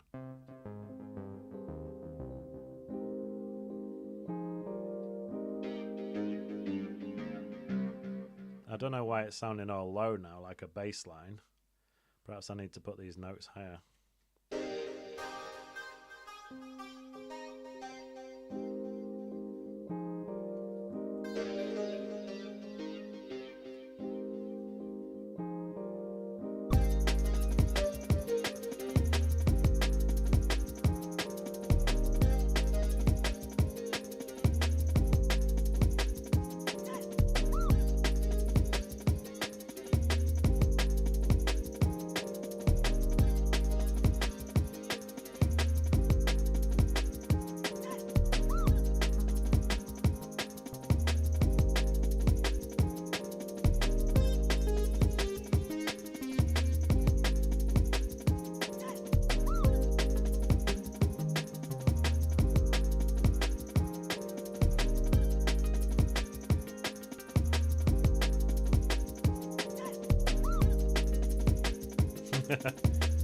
You know, so basically it's just looping round, and each time it loops round I'm trying it with a different preset.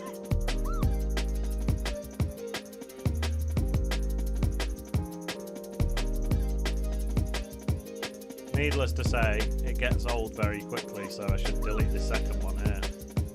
It just does it once, you know?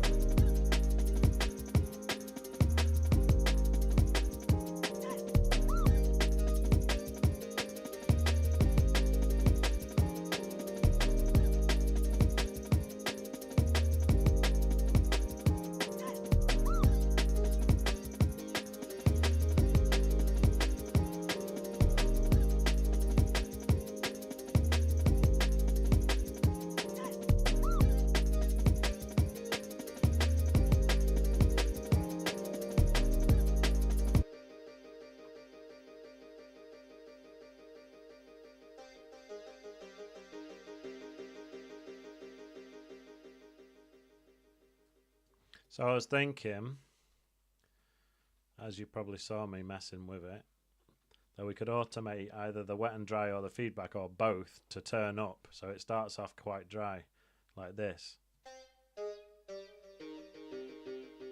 So by the time it's playing the last note, it's right up to 50%. So to do that, what you do is you're going to need your computer MIDI keyboard turned off and then press the A key. Now you're into this automation mode where you've got this red line, and the idea is with this red line, let me just show you, as I move the control, this wet and dry control, you can see the red lines going up and down, right?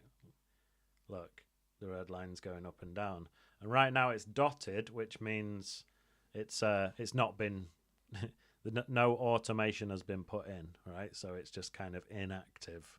But what you do is you have to draw these little dots on the line that will allow it to ramp up. So for example, if we want it to finish at 50%, we draw a dot there, and we want it to start off at kind of nothing. So we put a dot here at nothing, and maybe a bit further. So then when you play it, watch the knob of the wet and dry on the delay now as I play it. And that's called automation. So you've automated the knob to move itself basically automatically. And then what you can do is, the clever thing about Ableton is whenever you touch a control like this, click the feedback, now the red line appears for the feedback, and you can do the same. So you can have it start off at like nothing, and then by the time it gets to the last note here, you've automated it so that it turns all the way up to, well, you know, by the way, if it goes all the way up to 95, then it's the feedback is, the delay is just going to carry on going almost forever. So you don't want it to put it that high, but something like this. So watch the wet and dry knob and the feedback knob of the delay unit now.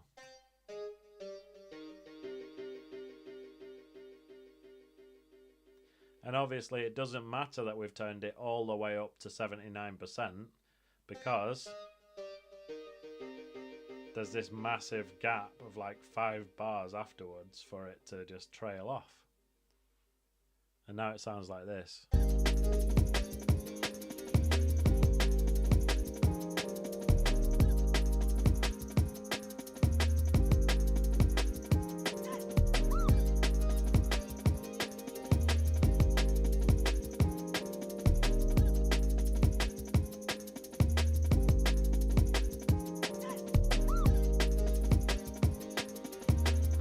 So, Smee has said something amazing in the comments. He says, I'm going to read out the comment.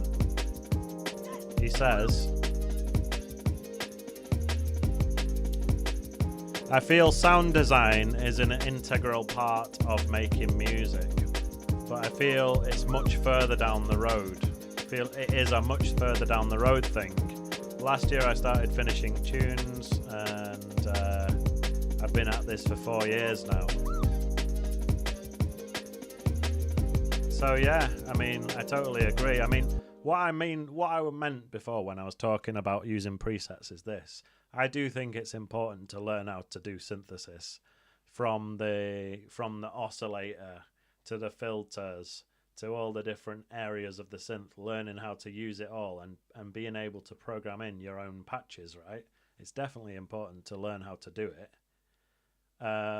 But at the same time, I feel like there's no shame in using presets, especially if you're just trying to get a tune together quickly, you know? For example, you're on a live stream and you've got 2 hours to make a tune. So, no, I never feel any shame or feel like it's cheating when I'm using presets, you know? And if you do, like I was saying, Reactor, just look at all the different controls in here. Once you've turned a few of these controls, then essentially you've made it your own patch and it's no longer a preset. And by the way, if you are going to learn synthesis, don't bother learning on this Spark, Reactor Spark, because it's quite a complex synth and there's loads going on. And you're much better off learning, I would say, on something like the operator synth in Ableton or the wavetable. I used to really love using a one called Rob Pappen Albino 3. And probably the older heads have heard of it, but it was a long time ago. But it was quite similar to what's it called? You know, everyone these days is using, what the hell is it called now? They just came out with the second version. And you've got Vital as well. So it's Serum is the one I'm on about, and then you've got Vital. Those two are pretty similar to Albino 3 that I learned on, and they've got all the same components and stuff. But if you are someone who's got Ableton Live, then if I was learning again from scratch now, I would learn the wavetable synth. Just learn everything, all the different controls of this synth. You've got oscillator 1, oscillator 2. You've got all the different shapes and waveforms. Then you've got this filter section here. Learn how all that works. And then you've got your envelopes and LFOs, and then the matrix, which links it all together. And by the way, for anyone who didn't know, the wavetable synth has this little arrow here that if you click it, it makes it go full screen, which is amazing. So now you've got a much better view of all the different controls. And as you can see now, the matrix is much bigger, and it's got all of these different parameters that you can control and link to each other. So my advice for someone who wants to get into like synthesizing sounds from scratch now in 2025, and if you're using Ableton Live, is just use the wavetable synth. If you want to use a third-party one, just get Vital because it's free. And that's another thing that's coming to the channel soon. And that's something that I've been teaching in my private classes. And by the way, if any of you guys want to do private classes with me, all you need to do is send me an email to graish@icloud.com, and we can talk about it and plan the schedule. So let me just say that again. If any of you guys want to do private classes with me, then my schedule has availability in it right now, and all you need to do is send an email to graish@icloud.com. And if you want to learn synthesis and you want to properly learn how to make patches from scratch, I can teach you in Wavetable or Vital, and they're both, you know, Wavetable's included in Ableton, and Vital is free of charge.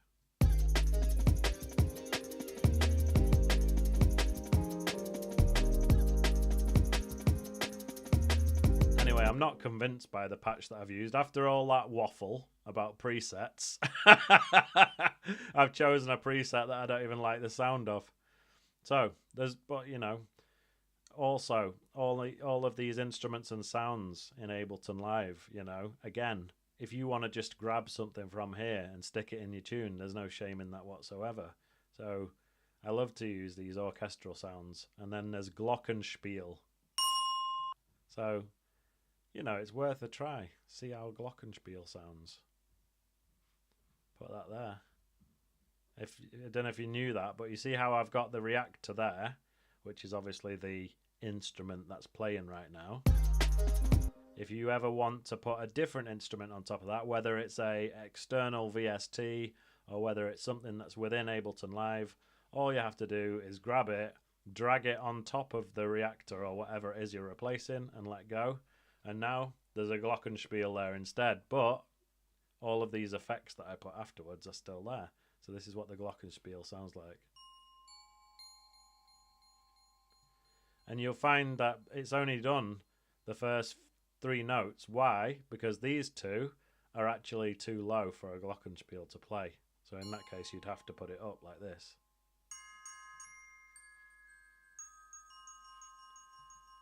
That's just an example.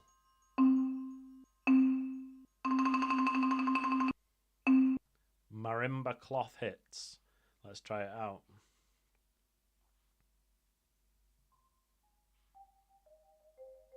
I like it, but it's really quiet. How about normal marimba? Why are they so quiet? That's spooky. Let's have a look at the velocities and see. So maybe it's because they're so low in velocity. I did actually prefer them quieter, so what you can do there is just either crank it up here or crank it up here.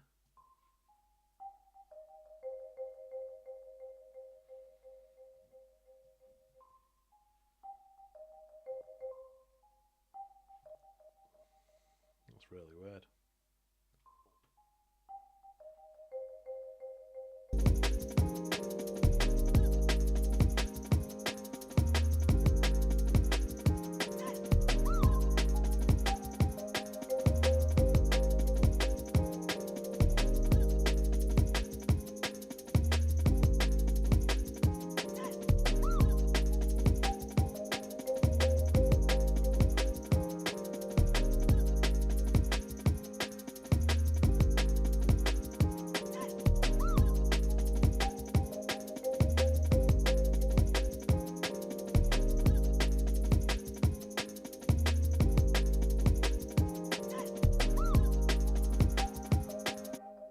Not liking how the first couple of notes are quieter. Listen to this.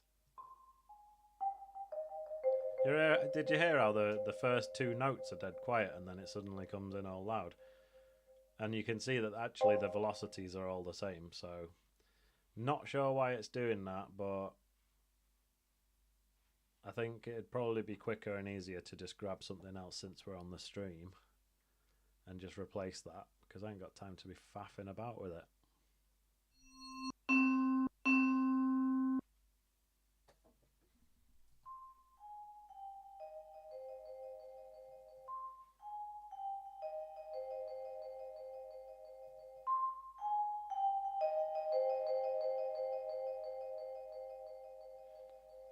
I might replace the reverb. So original Ableton Live came with this reverb here. This is the original reverb, right? And then at some point in Ableton 10 or 11, they came out with this new one called the hybrid reverb. And it's essentially got a lot of different types of reverb in it. And I think they call it a convolution reverb or something like that. And it's basically it's like a sample, basically. It's you can record the sound of spaces and then put them in here, and then you can essentially use that reverb on your tunes. So you've got early reflections, you've got real places, chambers, halls, plates. So what would be a good thing to put on our little vibraphone here? Maybe a plate reverb. And then in there you've got all these different styles. You've got a large plate, modern echo plate, and then all these different ones. So modern echo plate. Why not? Let's try it. And by default, the decay is set to 3.5 seconds. So that is quite long. So just watch out for that. If you're using the hybrid reverb, you might want to turn the decay time down a bit.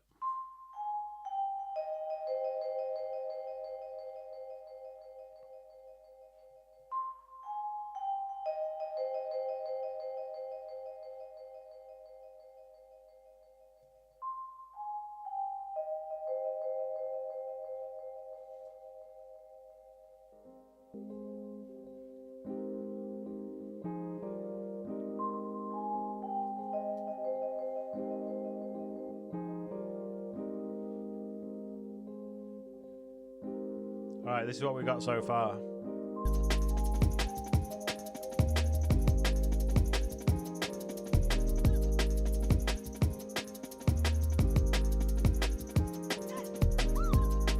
So at this point, I usually like to... By the way, I haven't even saved this yet, so don't don't do what I'm doing here and waiting until like over an hour into making the tune. I'm just going to call this Insta Soul. So, what was I going to say? At this point in the game, I usually like to start making groups. So, before I make the groups, I'm just going to simplify the names. So, instead of kick, blah, blah, blah, I'm just going to call it kick. And then snare. And then 808. And then this, I'm just going to call it pad. Think break. And this can be vibraphone, but I don't need the hashtag. Alright, and then what else have we got? This is the original sample. And then this is the Rhodes. And this is the normal piano. And then hot pants. So it's good to be organised. It's not 100% necessary. If you're someone who likes to work in a chaotic manner, then that's cool as well. You know, as long as it sounds good, it doesn't matter what it looks like, right? But as you get, now we're up to track 10, as you add more and more tracks, then you might start to get confused of what's what. So what I usually like to do, there's a certain order that my tracks are usually in. And so in the drums group, you've got kick, snare, then if there's any hi-hats and stuff like that, and then you've got the breaks. So you've got the hot pants break and the think break, and then there'd be, you know, you'd have some crashes and things like that, which we'll make in a bit. And that's it for the drums. So what you need to do to group them is click the first one, hold down shift and click the last one. So then you've got all four highlighted like that. Command and G, it creates a group. Command and R is like to rename. And then I usually like to put the name in capital letters so that you can easily see at a glance whether it's a group or whether it's a regular track. So far, the only bass that we've got is this 808. So I'll just put that there. Command and G to group it. Command and R to rename it and call it bass in capital letters. And then sample, Rhodes, piano, pad and vibraphone are all just normal instruments. And so I'm going to Command and G to group, Command and R to rename, and I usually just abbreviate that to Instrum. So I'll hit save again now. So right at the beginning, who was it? One absolute legend was saying it sounded sensual with the slow hot pants break, and I was thinking, well, we're going to use that for the intro.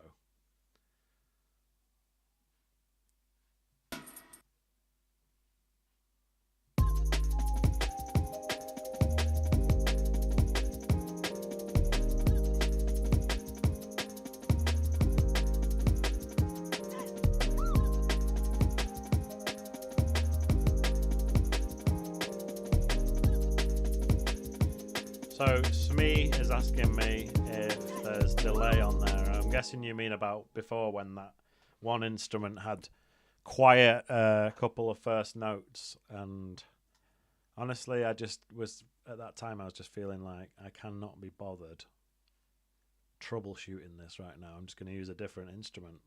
So anyway, this is something we've not added yet, but this is going to be in the tune for sure.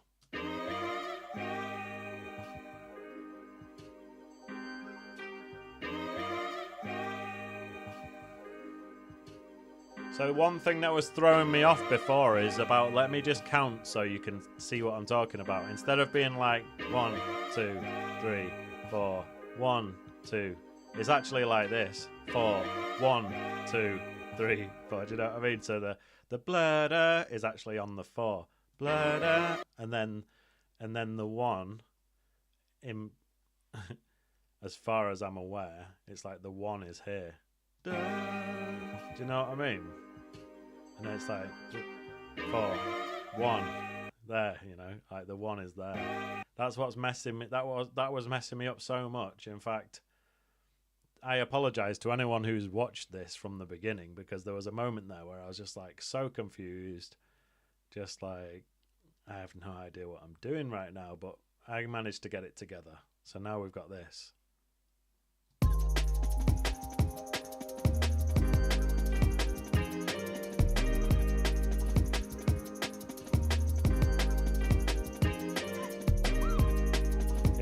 It's not even like it's the 1 there. So you can see it goes bloom, and then a moment later is the 1.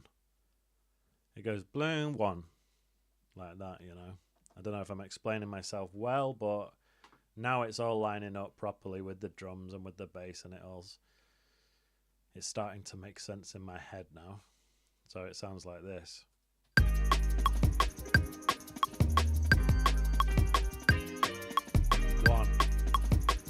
You know what I mean? 1, 2, 3, 4. 1, 2. Finally made it work. But this is good, you know. It's like, if you are someone who's learning from scratch and you're like kind of new to production, then it's good to see someone struggle and then overcome the struggle, you know what I mean? Just to sort of show you that it's not like just because I've been doing this for like 17 years that I just find every tune really easy to do. Sometimes there are difficult tunes that you have to wrestle with.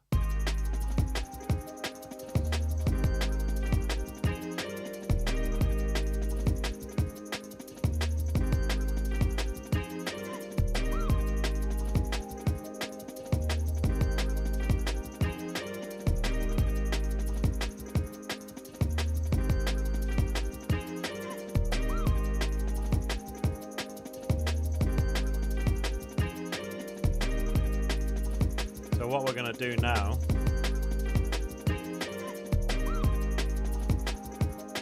I think I'm going to do the arrangement.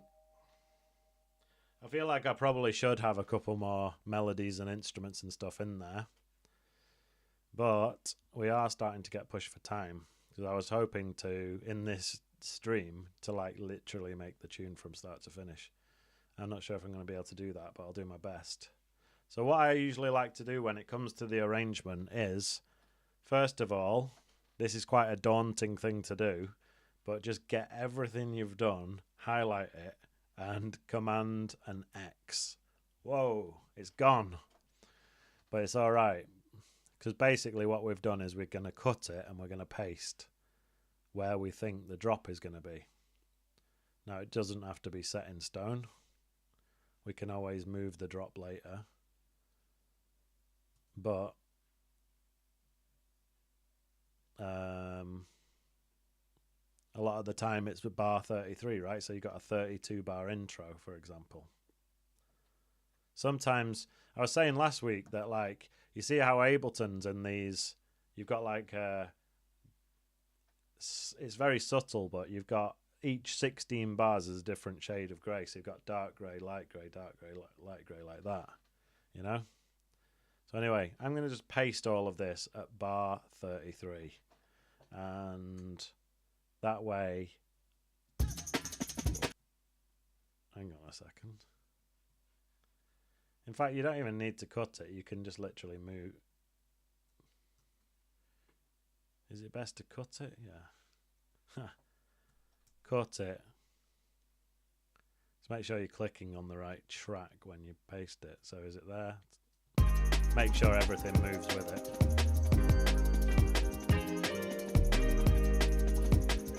Alright, so you've got everything at bar 33, just exactly how it was, but we've moved it to bar 33. That means we've got a 32 bar gap before it, which is going to be the place where we do our intro.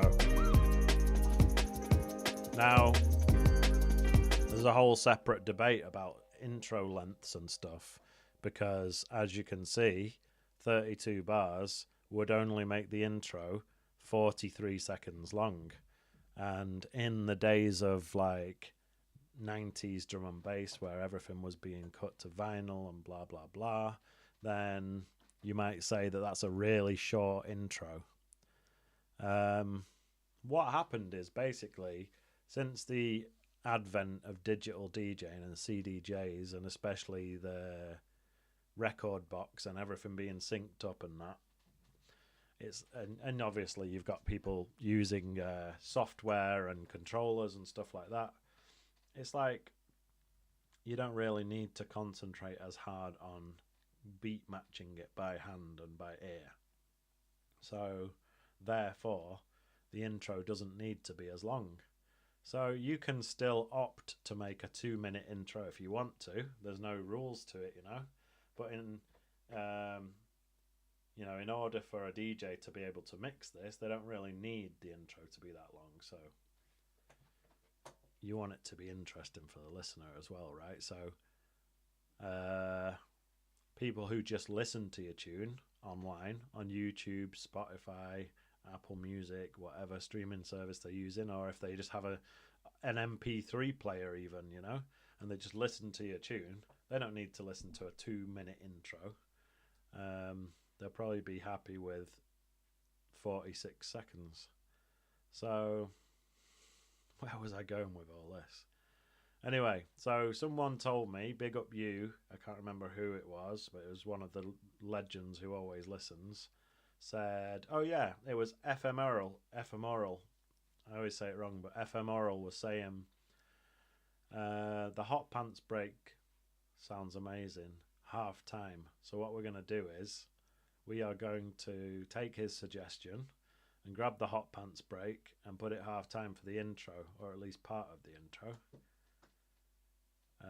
Hot pants break, there it is. And by default, when you drag it into Ableton Live, it always puts it at half time. And this is how it sounds like. Let me just turn it down a little bit. And it sounds like this.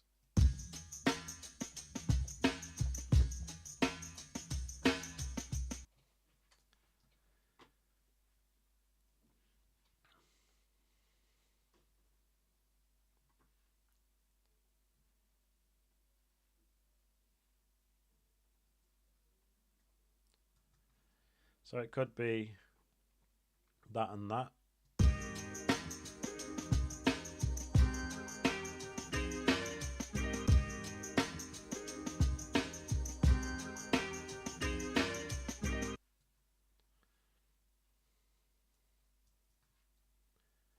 Then there is this other bit here.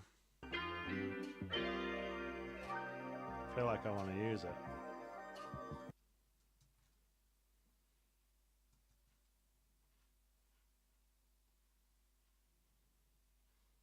So would it go there? It's because we're in automation mode. So something to bear in mind, guys, if you are in automation mode and you start trying to copy and paste stuff, then what it does is it just copies the automation. So you can see that it says mixer speaker on, and there's this red line here, right? And I highlighted this section and pressed Command and C. So what I did really is copied this automation, which there's nothing there. So essentially I copied nothing. So to combat that, what you need to do is press A to get out of automation. And then you want to highlight your section that you want to copy, press Command and C. This time you're actually copying the audio clip.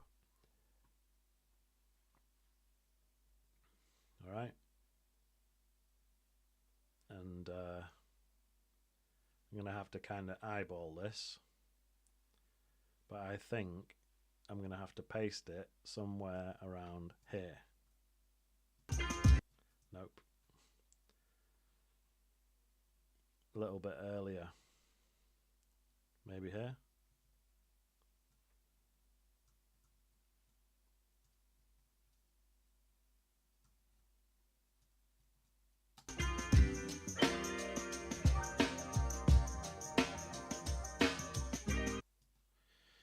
Yeah, it's difficult. Let's turn the grid on.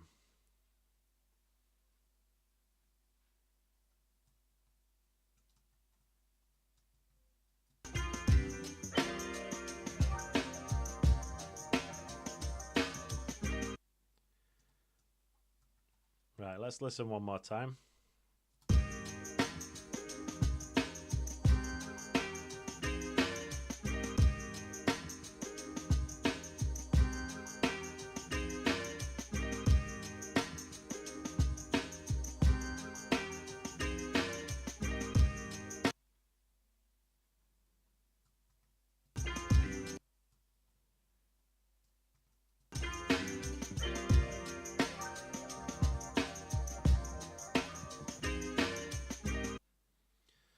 You know, it's something like that. Let's just loop that and see if it loops well.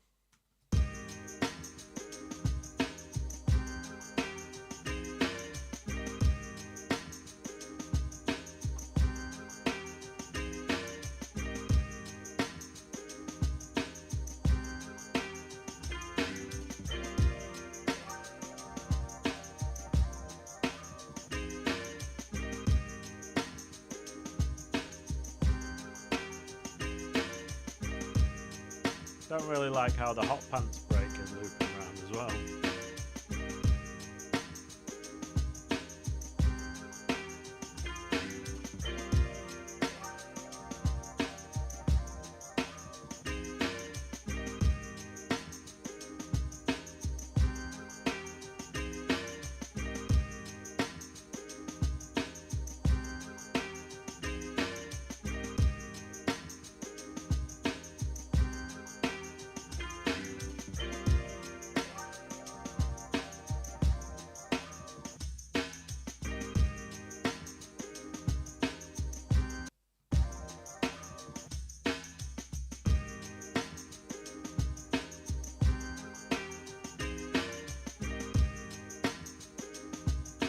One thing I like to do is use the shaker of the think brake, and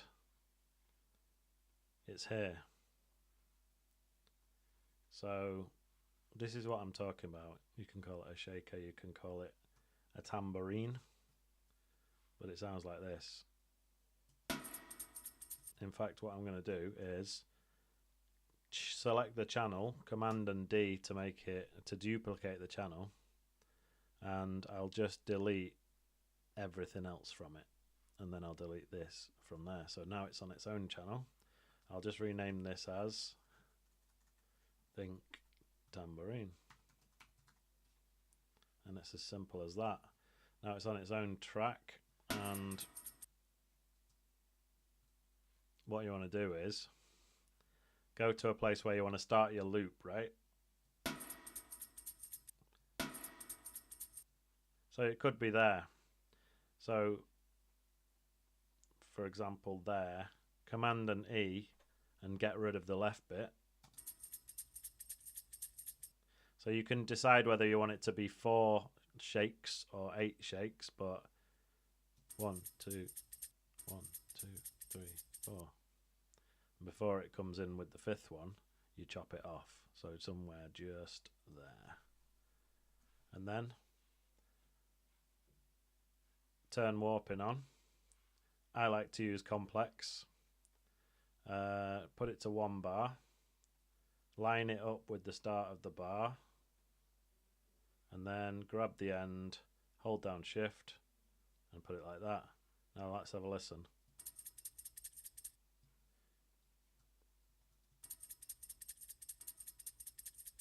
Hang on, is that right? It's not right, is it? 1, 2, 3, 4, 5. I've missed one. All right, back to square one. No. Let me do that again. Sorry, guys. So I've chopped it off a little bit early. It should have been there.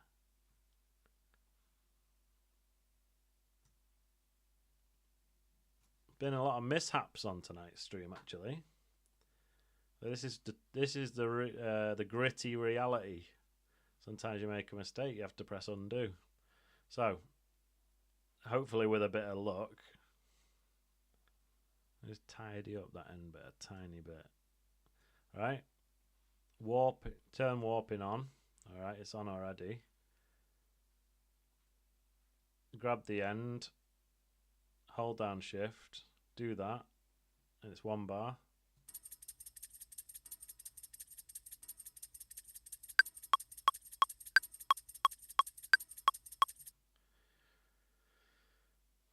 It's almost there. Let's move it over a little bit.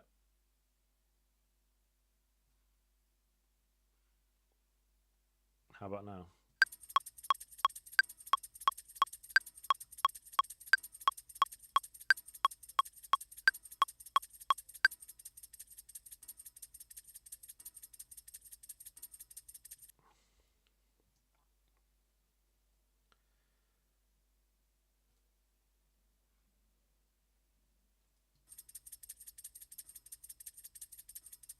It's looping nicely now.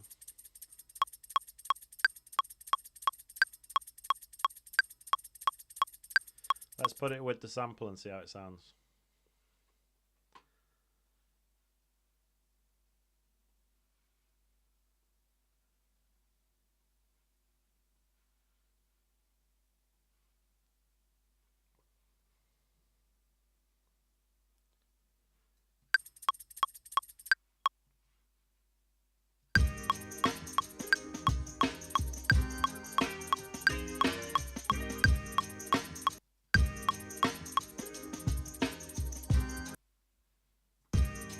Actually, what I could do is put this, we've got the half-time hot pants break, so perhaps the Think Shaker should be half-time as well.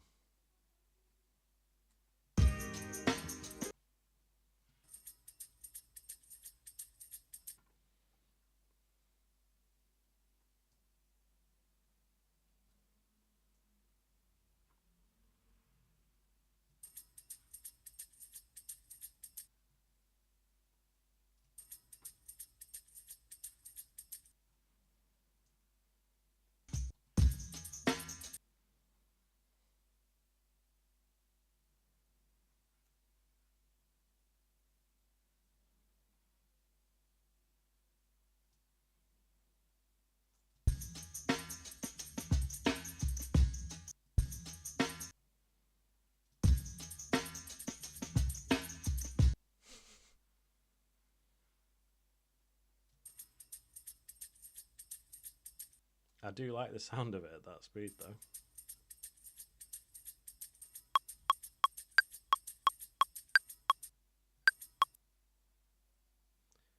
Right, what it is I think it should start from here. That's it. Maybe a little bit more.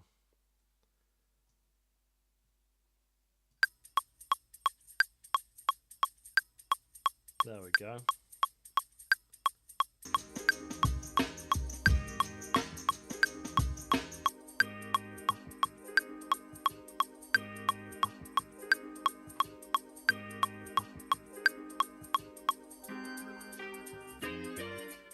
The struggle is real.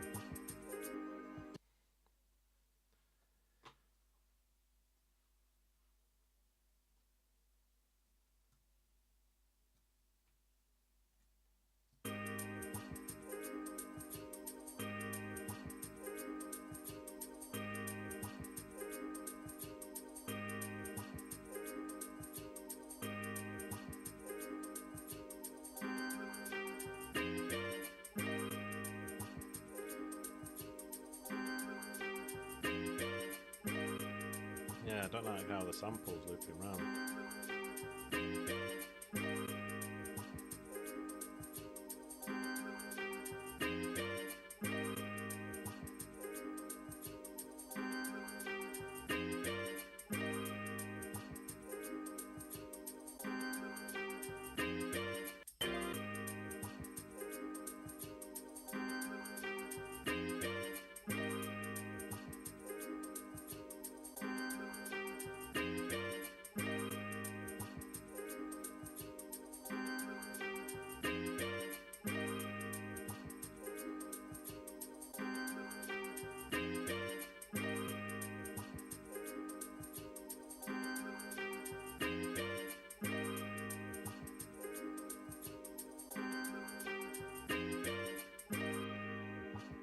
More tambourine.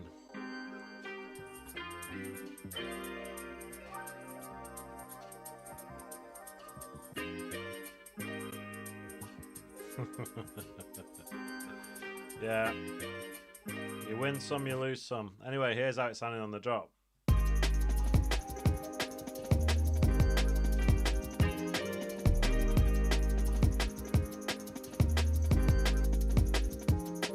So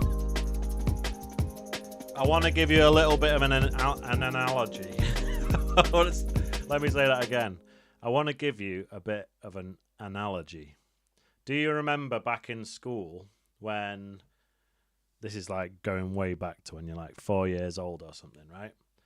They get you to make a head out of papier-mâché. And the way how they do it is they... you first of all you blow up a balloon, and then you put all the papier-mâché, which is basically like newspaper soaked in glue. You put it onto the balloon, right? You put all these strips of gluey newspaper all over this balloon, and eventually, once it's all dry, it forms a head shape. Then what you do is you stick a pin through it, and it pops the balloon inside. So the balloon was just there as a sort of structure, but it's not actually part of the finished product, right? It's not part of the head. You basically remove the popped balloon. Now, why am I saying all this? Well, you see how we started off with this sample, and I used it to get the chords for this Rode, and then this piano, and then the pad and the vibraphone, and everything was built up, right?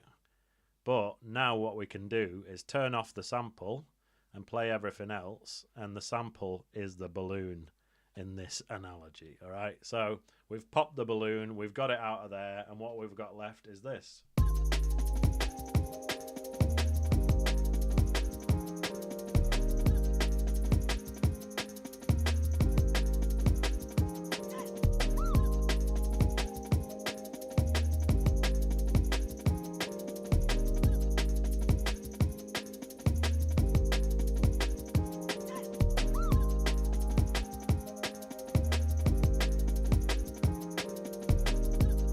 And what you can do is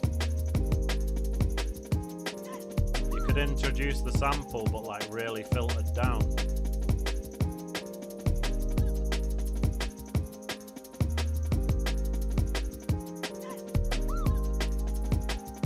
Like this. Wait.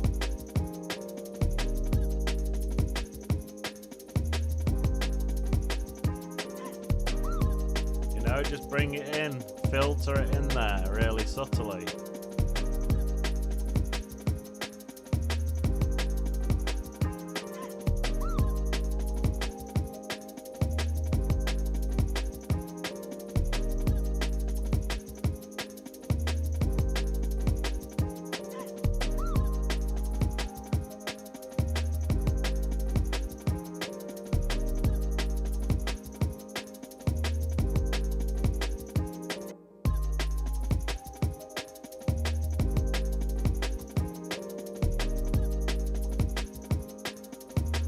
Right, let's do some more bits on it. So regular viewers will know that I like to get my crashes from these Ableton Live packs. Now I'm sure there's various different places where you can get crash samples from, and you might like to use specific ones for drum and bass and stuff, but I think these ones sound fine. So if you go to packs in here, I've got this one, Session Drums Club, Session Drums Multi-Mic, and I like to just go in here and bring in a drum kit, and you can have a listen to the different drum kits like this. I mean, that one sounds cool. It's got a lot of hi-hats and stuff going on, so we could use some of the hats as well. But anyway, in each one of these, then you've usually got an 18-inch crash, and it sounds like this. And what you can do now is create a MIDI clip by just selecting a section, Shift, Command and M, and you can put in a note on that 18-inch crash. There's also a smaller one, like a 14-inch crash. There's also a splash, and then China.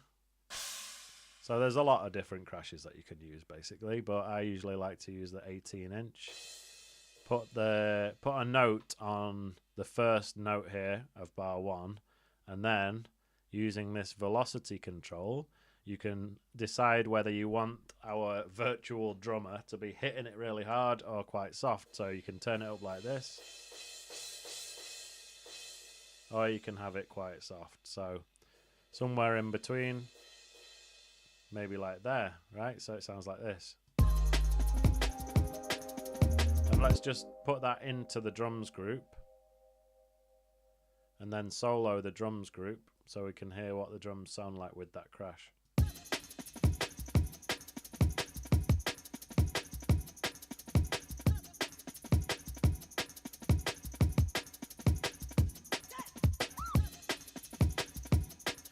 I want to just do something really quickly before we go any further.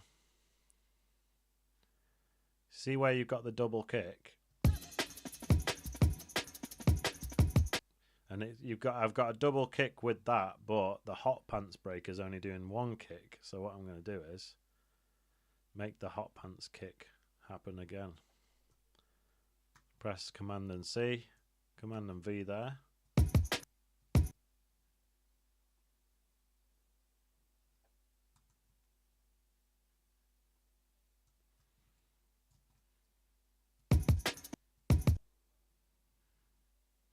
Or is it yeah, I'll do the think as well. So just gonna duplicate that bit of the think break as well. And every time it does that double kick, I want that to happen. So duplicate this and this.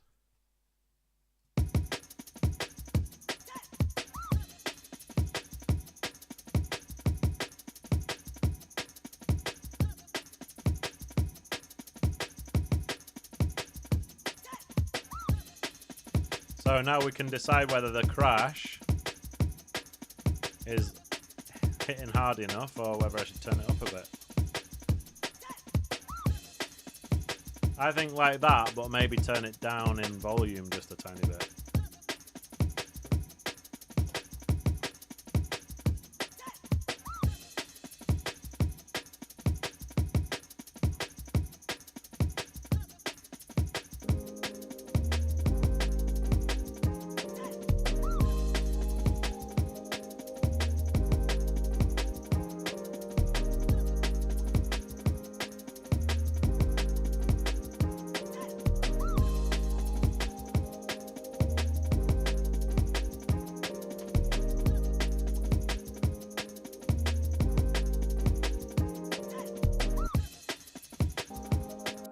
So I want to just take a minute to big up everyone who's watching the stream, and big up everyone who's watching it in the moment, who's in the chat, and everyone who's watching it back live later on.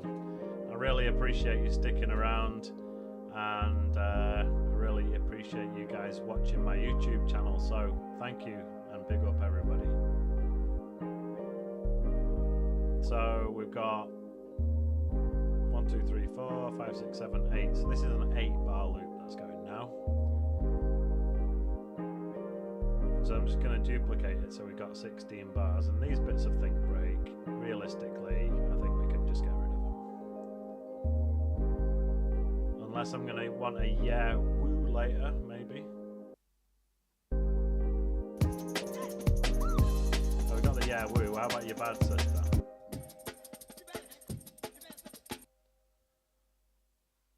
No, you know what? I'm happy with the bit of think break that we've got already. And if we want any variety, I'll just bring in a different break. So I'm just going to duplicate everything here. So we've got 16 bars. And then on the second one, let me just change the color of this little clip here, which was the crash. Because this, you know, I was saying before that there's a 14-inch crash. So all you need to do is click it and then press up once, and now it's the 14-inch crash. And you might have noticed that one's kind of louder, so I'm going to put that down to there. So let's have a listen to how it sounds with 18-inch crash and then 8 bars later the 14-inch crash. It sounds like this.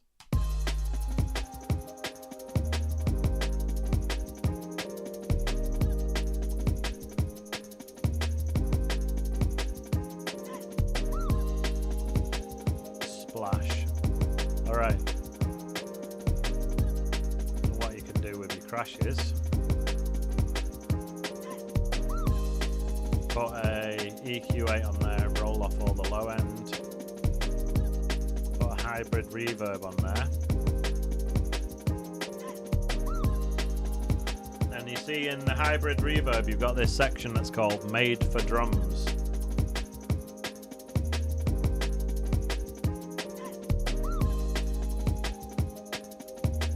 Club toilet. If you want it to sound like you're playing your drums in a club toilet.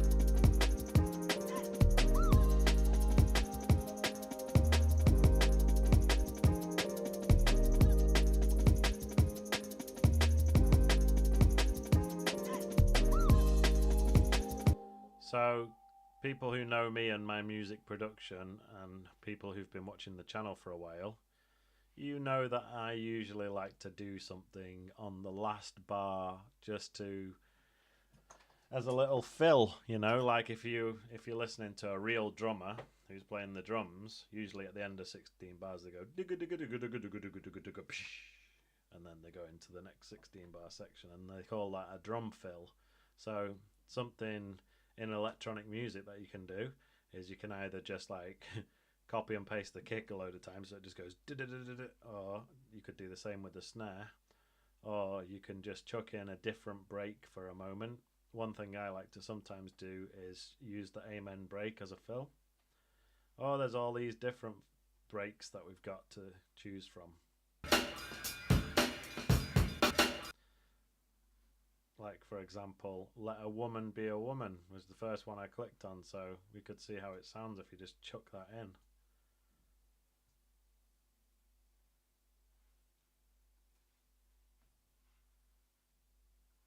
Oops, I'm putting that on the wrong channel. It should be on its own channel down here.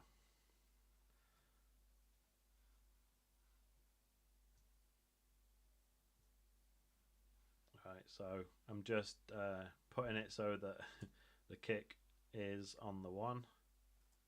Let me solo it. That was actually a snare. That's why it's always important to actually listen to what you're doing before you start editing it, because this happens to start on a snare.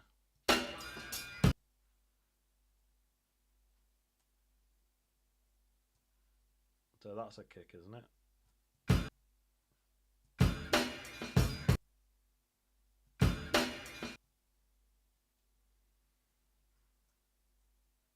You know what? This isn't the best break to be using for this.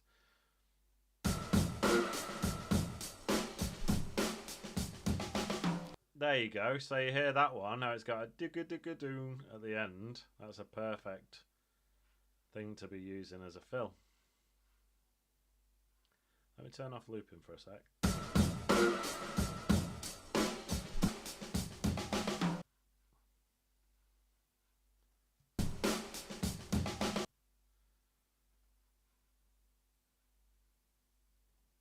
So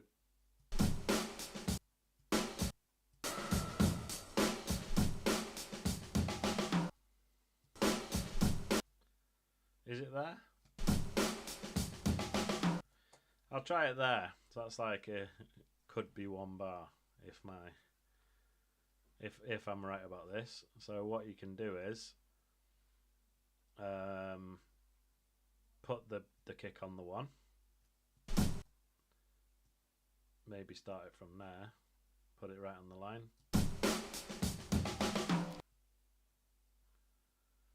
And then edit it down so that this is right at the end. And then I'm going to turn warping back on. I'm just going to grab the end of the audio clip and shift and drag it sideways. And then what I'm going to do is put this into the drums group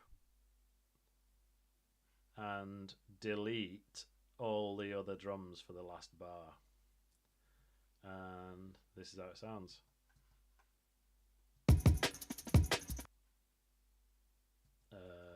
Let's try that again.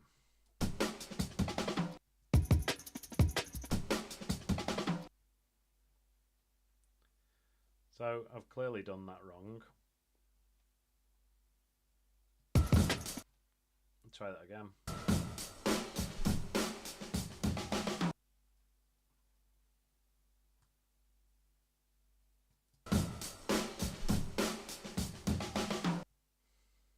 It's a weird one, isn't it?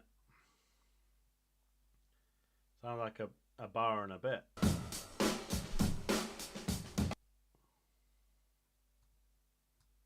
Maybe I should just use the end bit that's like a-dum-dum-dum. Dum-dum-dum-dum. So that could be half a bar, I think. Right, let me put this back up to where it was in the drums group. Choose half a bar.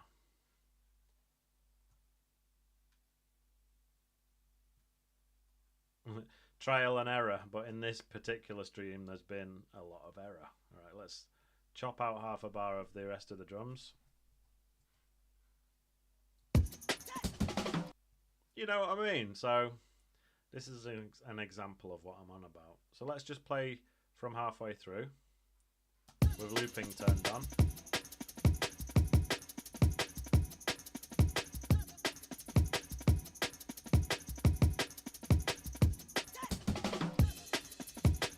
Works pretty well.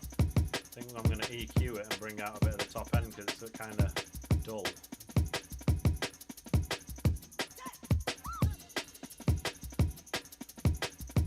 So what I'm going to do with it is roll off some lows and then just bring up the top end like that.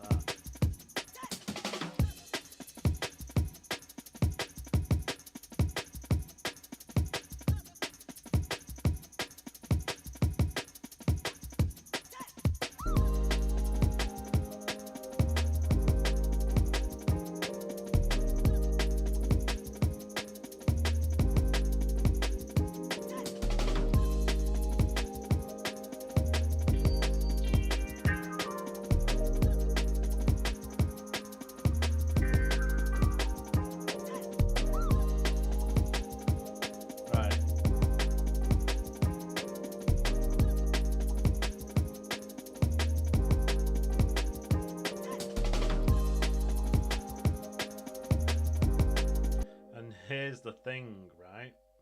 Before I was going on about a 1 and where it should start on the 1, and when it's going when it's doing that little fill at the end, that's when it should be like doing the you know.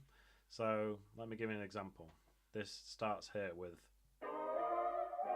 so when it's going to that should be when the drum fill is happening, ready for when it goes on the 1.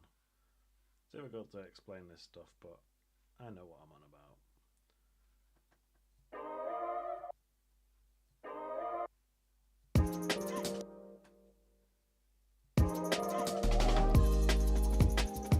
So then I copy them. So then if I duplicate all of these, this bit here, then we should have the singing in part 2.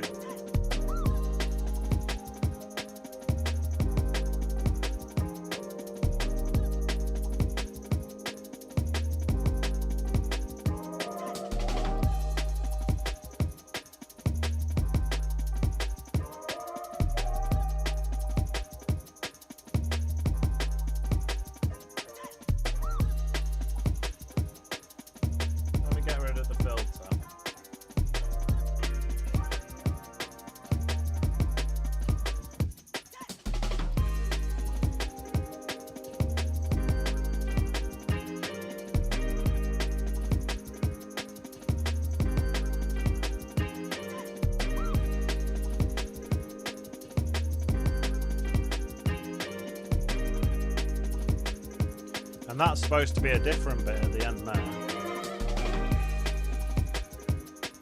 That's supposed to be this bit here.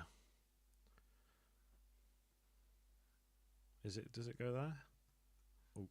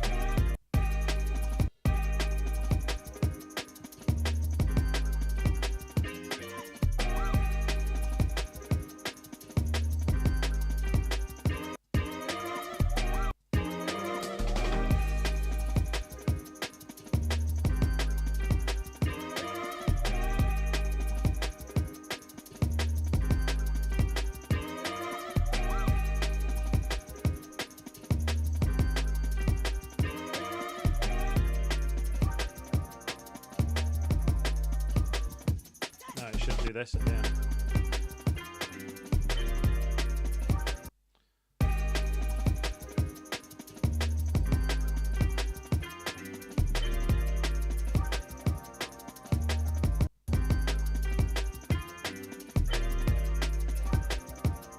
That's why, because the bass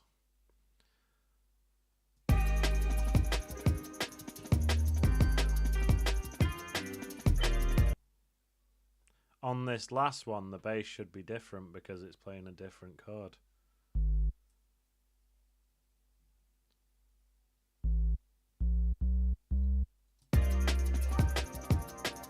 And then it could go boom, boom.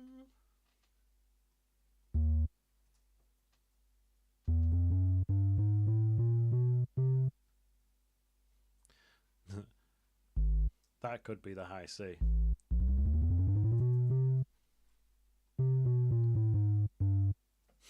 This could be ridiculous.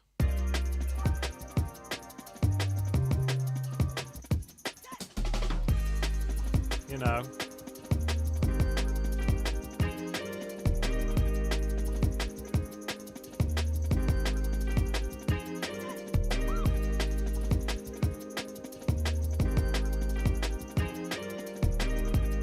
So on this one, that needs to be here as well.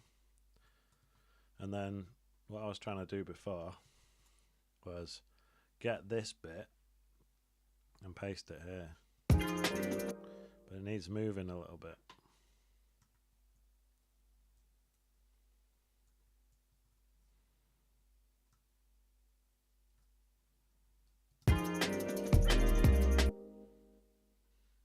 And all that other stuff as well.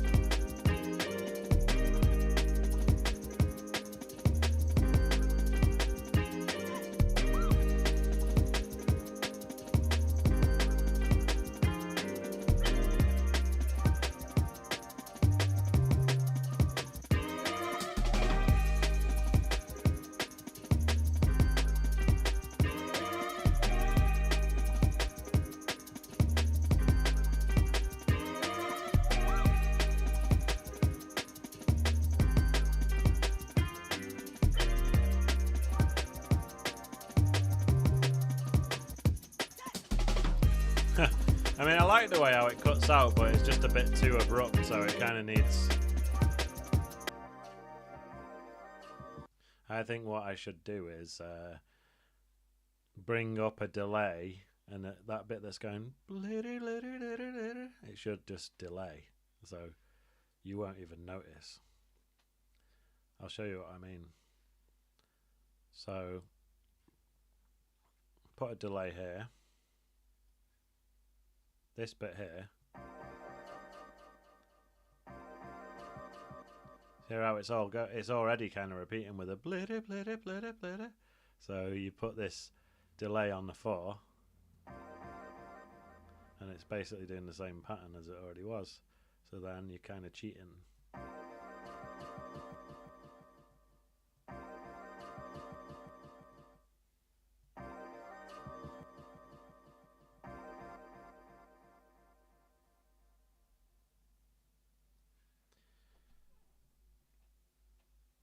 Yo, Smee, the email is as follows, and I'm not sure if it's if it's wise to just post it here in the chat like that, but hopefully no spam bots get hold of it. But that's my email there. Feel free to send me an email anytime, and we can have a chat, and we'll do a like a Zoom call and get to know each other. Thank you so much for joining me, man. Thanks for watching for so long. I really appreciate it. And I'll talk to you later.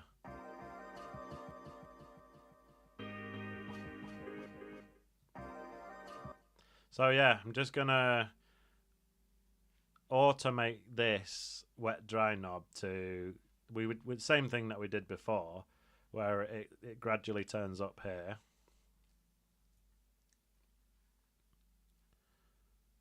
From here to here. Know what I mean? And the thing is with delays, something that I should probably explain actually, is that when you're using this wet and dry knob here, if it's past 50%, you're hearing more of the delayed signal than you are of the original signal, right? So you should think of 50% in this case as kind of your limit, unless you want to go into like arty territory where you're hearing more of the repeats than you are of the actual thing. So I'm going to make it go up to 50 with that in mind. And another thing you can do is that you can do this with sends. So if it ends up not sounding great doing it like this, you can always put a delay on a send and automate that instead. Anyway, let's just move that up to 50% and see how this sounds. So what I'm trying to do here, just in case any of you guys don't understand what I'm trying to do here. So you hear how the sample just randomly, abruptly cuts off.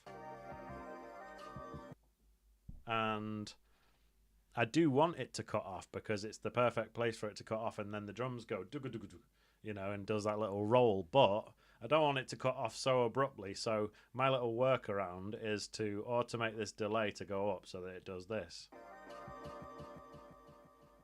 And then it'll do the drums, you know. So it'll sound like this.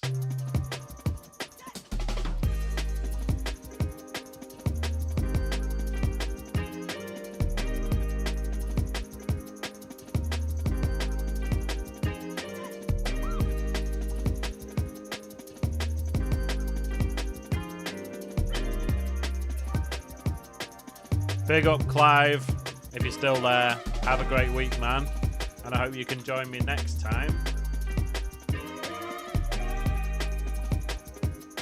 And maybe next time I'll have a bit more of a clear plan of what I'm doing, because this one's been a lot of trial and error and messing around and experimenting. I do feel like we're starting to get a pretty good tune here going.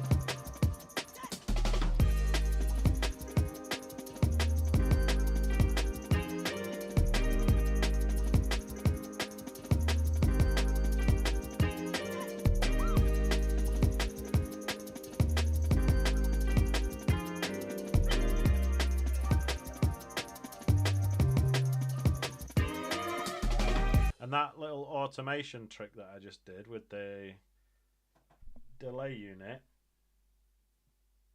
I'm going to copy that automation to the previous one because it also cuts off the sample as well.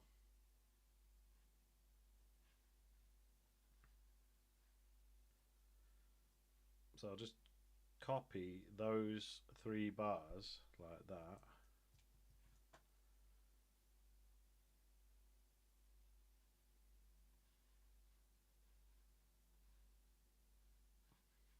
And then paste it here.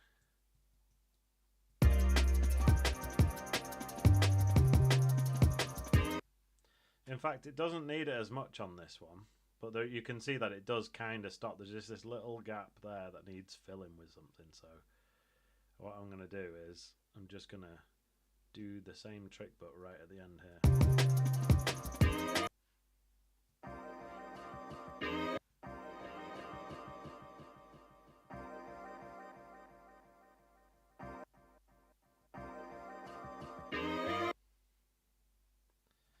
Maybe just like that. No.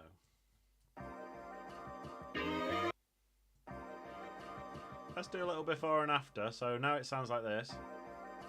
There's not really much of an abrupt gap, and then without it, yeah, there's just that tiny. I'm nitpicking here, but you can hear there's just this tiny gap. And then if I put the delay on, it's like way less noticeable. So tricks of the trade.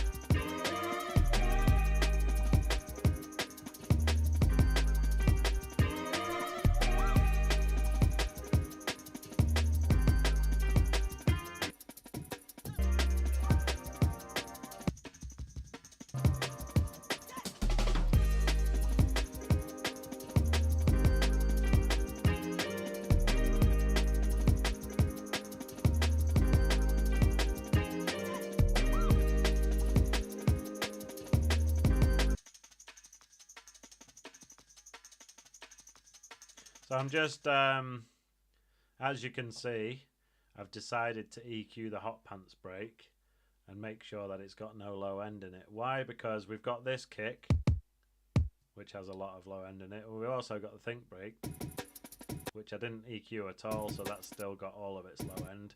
And we can't have them all fighting for low end, so I decided the hot pants is going to be high passed at just below 1K, 765 to be precise. I'm getting rid of all the low and lower mids, and now the drums sound like this.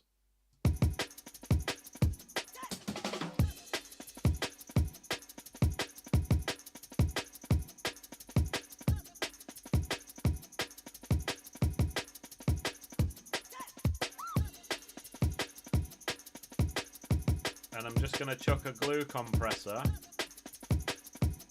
onto the drums. And then bring down the threshold so that it's doing about that much, which you could say is about 1 dB of gain reduction. Maybe 2. No, we'll keep it with 1. Got to keep it subtle, you know.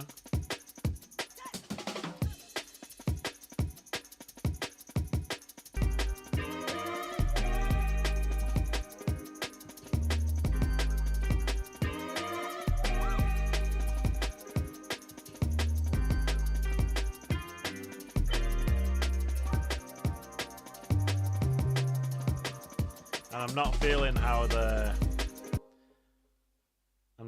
how this double C here goes.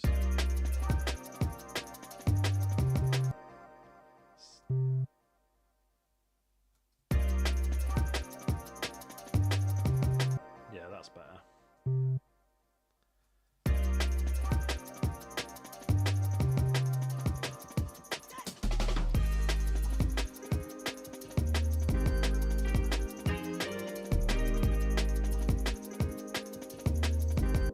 Right, so some of you may have noticed that I started to make the intro and then I just like went back to doing the main section. Why? Because it was annoying me and I was like working on the tambourine. guess it sounds pretty good, but it's just I started to get a little bit irritated, and that's, I guess, something that I could say is that, like, if you're working on a part of your tune and it's starting to irritate you and annoy you, instead of just giving up and walking away, then you could just work on a different part of the tune for a bit and then come back.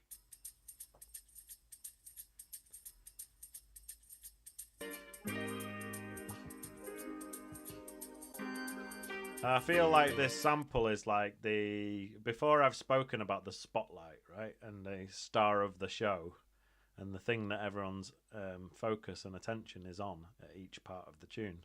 Now, I feel like we're giving away too much too early by bringing in the sample right from the start, you know. So what we could do is, do you remember that pad I made?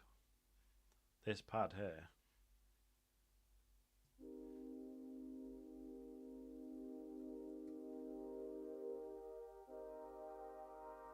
Right, so we've got that. What I could do is this. Very subtle intro to start with the pad, tambourine and stuff. 16 bars later, you get the sample, and then 16 bars later, you get the drop.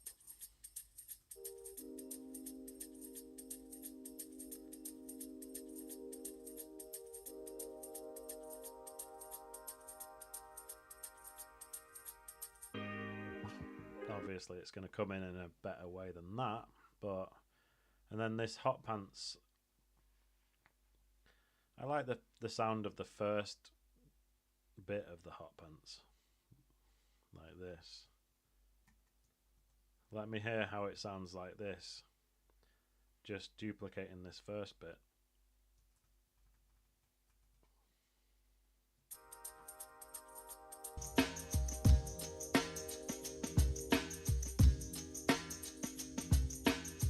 Alright, yeah, so it could duplicate, it could do that 3 times. On the 4th one, you get to hear the whole thing.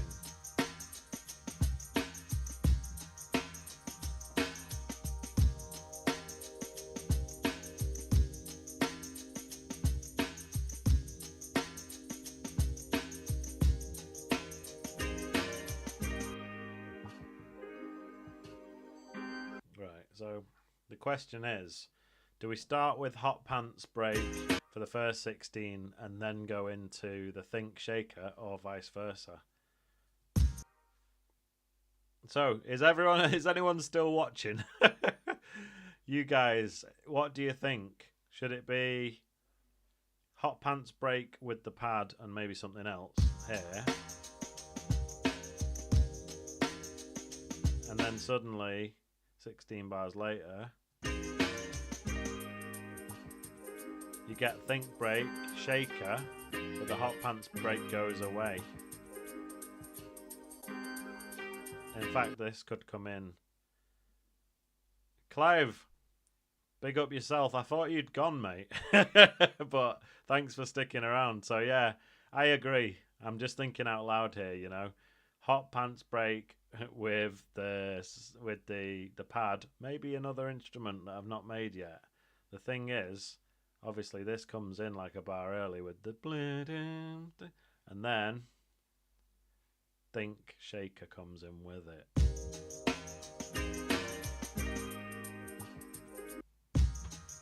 And maybe the hot pants break leaves there.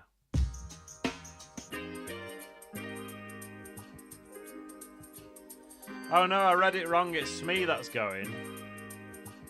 I'm getting confused. But big up Clive, top commenter on the Grace channel. My #1 supporter. And then obviously it's going to do something for the drop, and then that's when it all drops. These are so it's like I'm building the skeleton of the arrangement, you know. Just putting this goes there, 16 bars later this goes here, and then it drops and blah blah blah. And then you need to do the little transitions, like for example, last time I was going on about acid wind and how you get this sort of filtered white noise that sort of builds up. Or you can just have the reverse crash. I think, yeah, what it should do, again, thinking out loud, but what it should do is everything else should cut out, and then it suddenly just goes, you know? Yeah, that's it. So yeah, the sample gets filtered down with a filter like this.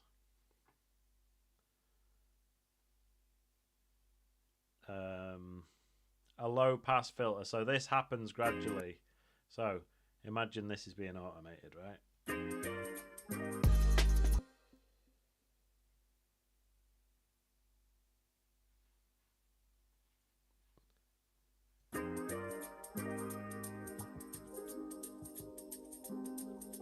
So imagine I'm automating this, right?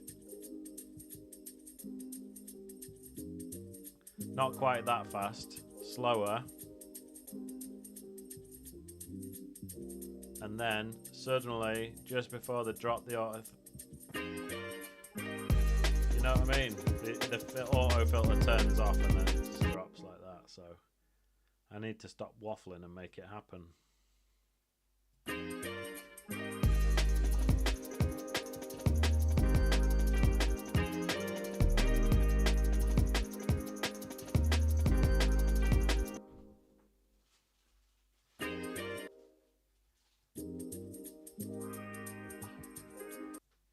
So this is going to be a very slow auto filter, just going down. Where are we? Right, so let me choose the frequency. So by the way, just to explain a bit more about automation, right?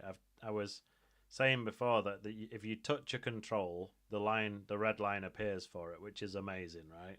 That saves you a lot of time and energy going looking for it. But if you do want to go looking for it, it's important to know where it is, right? So here you've got the mixer, and if you choose mixer here, then you've got the classic mixer controls, which you can find on the other page here. You've got the main volume slider, you've got this panning left and right, and then you've got the sends A and B, right? This is send A, this is send B.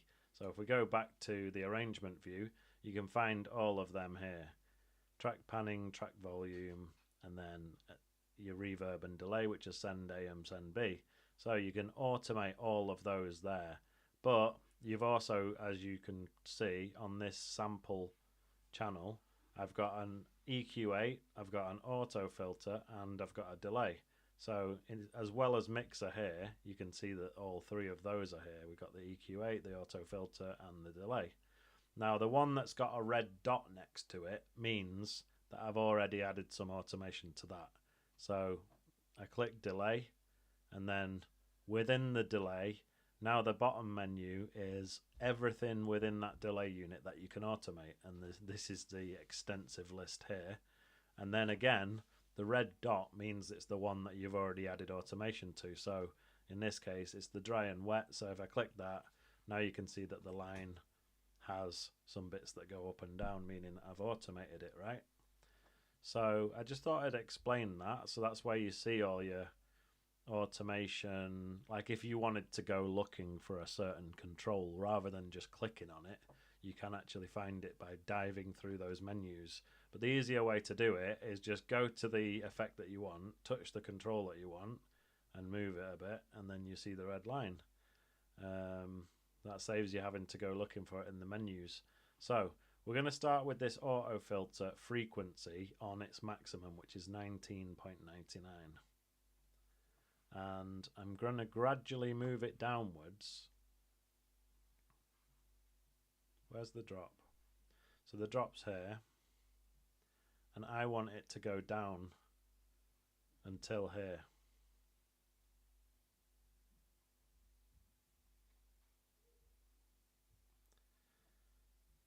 And I've explained before in the past that the reason why my screen is like, you know, sometimes it's difficult for me to see things and I have to move everything around a lot. And the reason why it's like this is because, I'll show you why, because if I go into my settings And if we look at look and feel, you'll see that zoom display is on 160%. Why? Because I've looked at my analytics and I can see that a lot of you guys are watching this on smartphones. Some of you watch it on iPad. You know, some of you are watching it on a laptop with a small screen. So the reason why I've decided to zoom in is so that you guys can see all of these, because if I had it at, set to 100, then if you were watching this on your iPhone, these controls would just be way too small for you to see. So that's the reason why. I mean, I'm kind of inconveniencing myself, so I have to keep zooming in and zooming out and moving all around and stuff, but it's just for the crew with small screens to be able to see. So anyway, watch what happens. So I've drawn this line in, right? Watch what happens. Is it Matthias or Matthias? No, it's Matthias, isn't it? Matthias is wrote a few comments. Think first, ton duplicated, 1 2 3 4 reverb. Now I didn't see that at the time, and I think we've moved on past there, but I'm sorry. But he's saying also Mac or Win. I use both, but this particular computer is a Mac. But I was saying last time, let me show you something. You see this? This is a copy of the first ever Ableton Live that came out in 2001. And I'm currently making a video about it. And one amazing thing about Windows that I will say is that you are able to install software that came out 24 years ago, whereas Mac has moved on several times since then. I mean, for a start, modern Macs can't run 32-bit software, but on top of that, this was designed for Mac OS 9. Now, Mac OS 10 came out in 2000 or something like that. So this is designed for 90s software. But Windows, you can run this on Windows 10. You can probably run it on Windows 11. They just carry on supporting old school software forever. So that's one positive thing I will say about Windows. So in my video about the first ever Ableton Live, I use it on my first ever laptop, which was a 2008 Windows machine, a Dell, originally running Windows Vista, but now it's got Windows 10.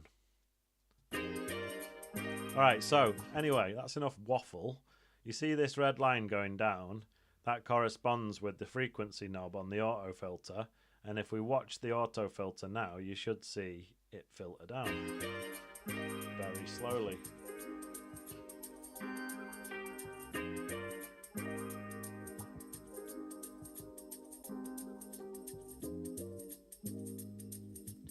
And maybe it doesn't need to go that far. Perhaps it would be better like this.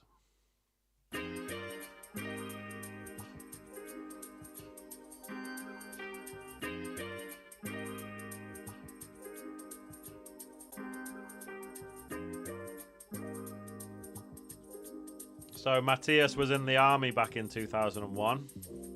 So obviously you didn't have any time to be messing about with Ableton Live.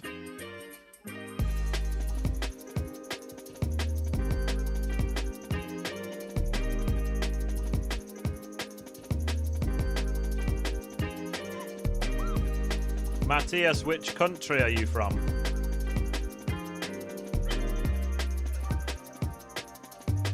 And that goes for everybody else who's in the chat. Where are you listening from? I always ask this question every week because I find it really interesting to know where people are from. And we've always got people from different countries listening, from like USA, Canada, UK, Spain, Netherlands. Yes. So Matthias is from Germany.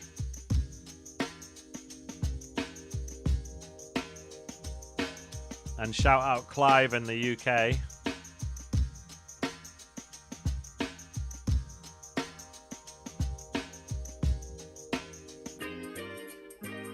So I need to make some more subtle transitions from one section to another. And one classic trick, which I do in a lot of tunes, I'm going to show you again though, is if you get your crash, and then what you can do is you just right click it and freeze the track, and then you can, oh sorry, hang on.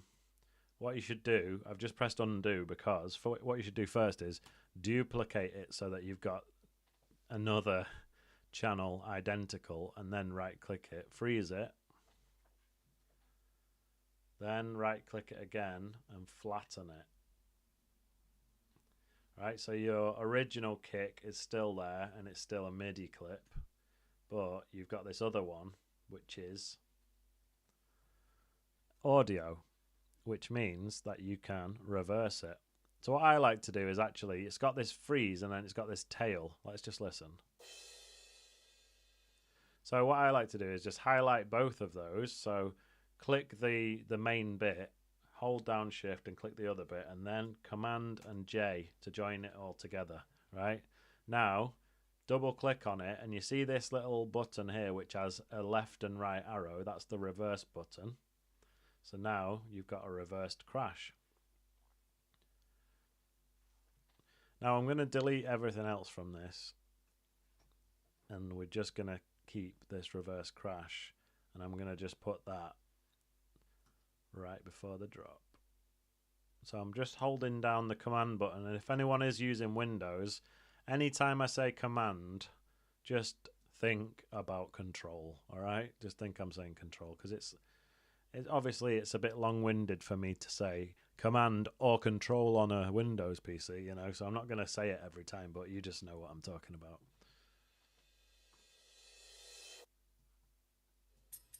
And I don't get involved in flame wars when people say Mac versus PC. I actually appreciate both operating systems.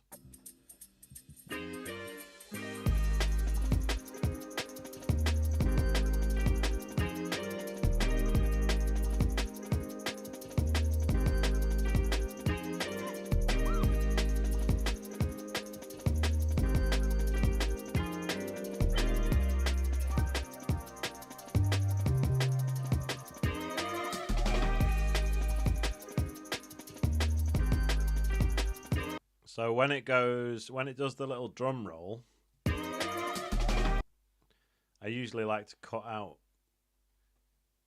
everything. But in this case, no. I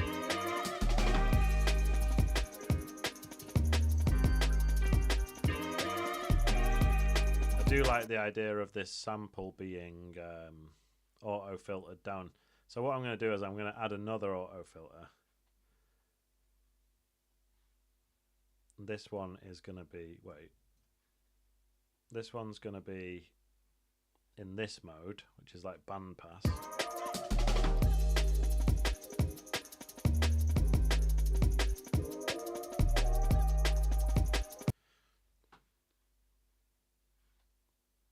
Wait a sec.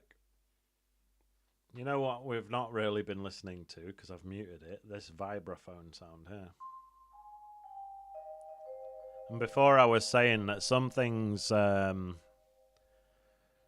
have to live with them for a while and then decide whether you actually want to keep them, right? So let me play the pad, the Rhodes, and the piano.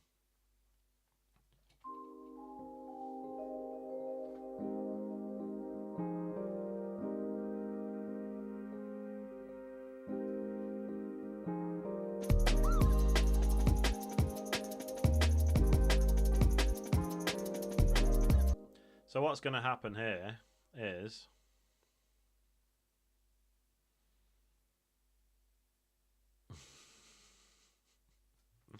the thing is, I don't really want the sample to be on the drop. I want it to be drums and bass and maybe some of those other little like Rhodes and stuff that I've thrown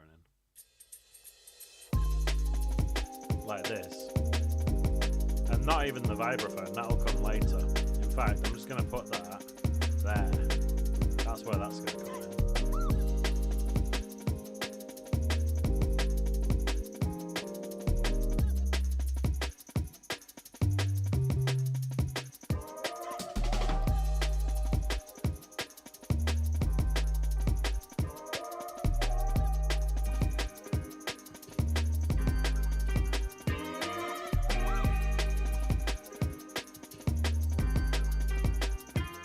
I think, to be honest with you, not that I even want to start a debate here, Matthias, but I think the Mac is expensive argument is kind of over, because you can get like a really powerful, like even the MacBook Air is really powerful these days, and it's only 900 quid, which is obviously quite expensive, but if it comes to using it for work or using it as your main music production machine, that's actually kind of cheap. I bought mine second hand for 500 quid, so that isn't really that expensive.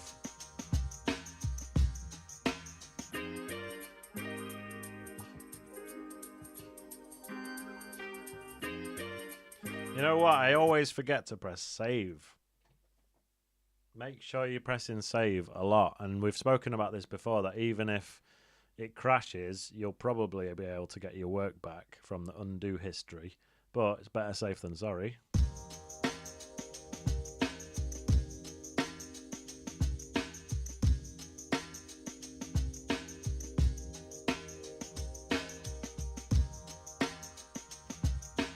I think we need like another kind of melody.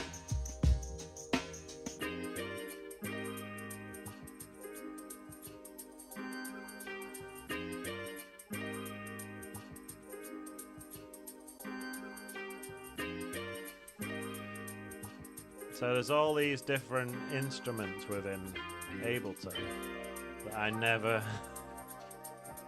use, like operator. Look, if you open up operator, look at all the different things that it can do. Effects.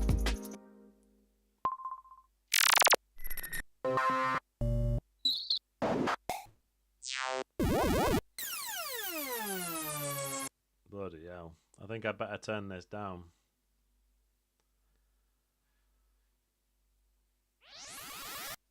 Thank you, Clive. I think not gonna lie, I do think the drums, the bass, and everything is fitting well together. It's definitely got the elements that are needed for a great tune. It just needs a lot more work.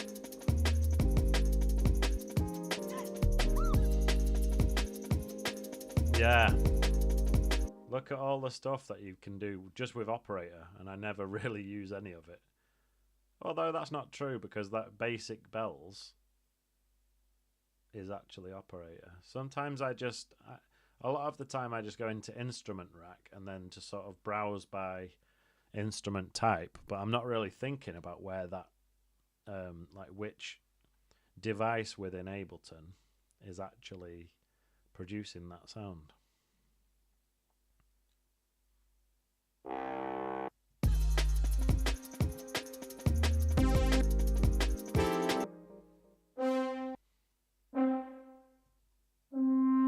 I do love a French horn. I need to turn down this monitoring just so we can hear some of these.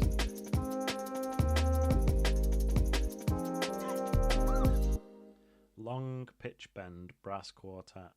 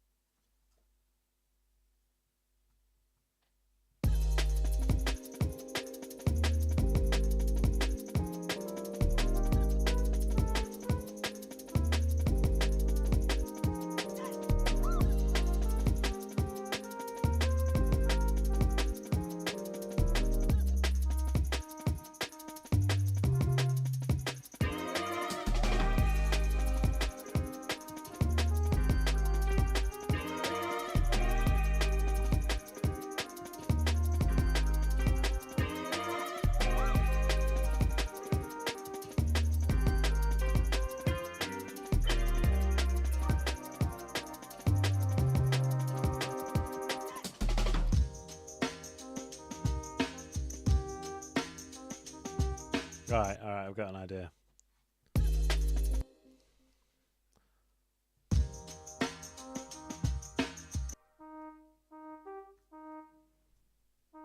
By the way, I'm just using the computer keyboard here to play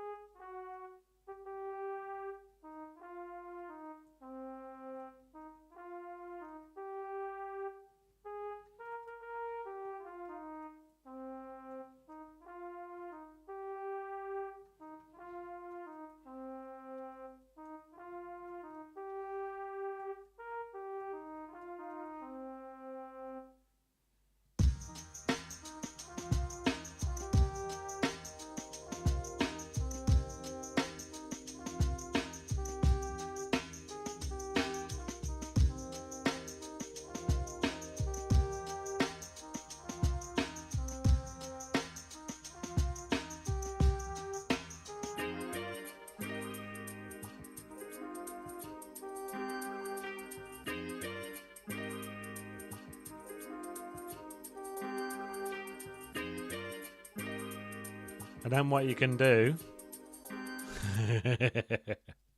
Clive's saying it reminds him of Shaft. Right, it goes like this.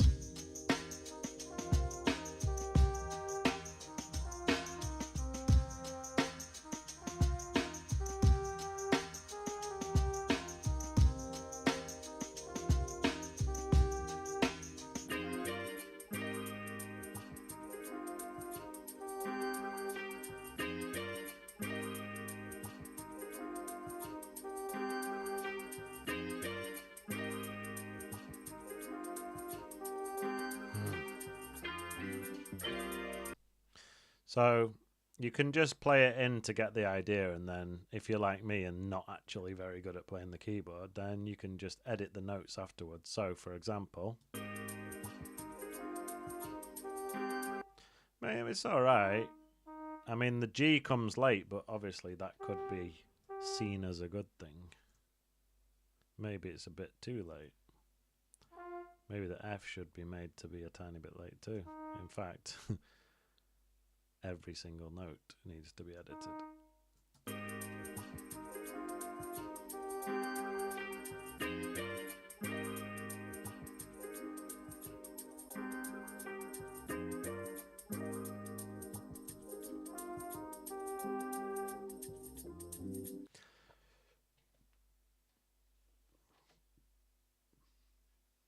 I mean, the cool thing about MIDI and like having MIDI recorded like this is that you can do this. You can just drag another MIDI instrument on top of that. For example, French horn. Alright, let's just remember what we had, which was long pitch bend brass quartet. So we can always come back to that, but let's try some others first. Okay, that's not working. For example, long hollow.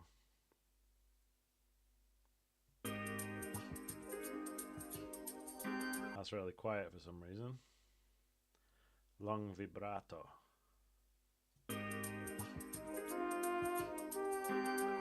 Alright, it's sounding like the pitch bend one was the best.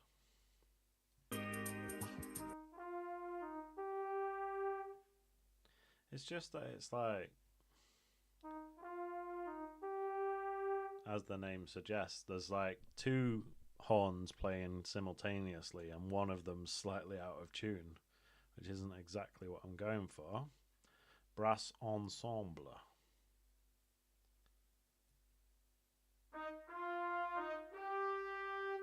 That's a bit more like it, but maybe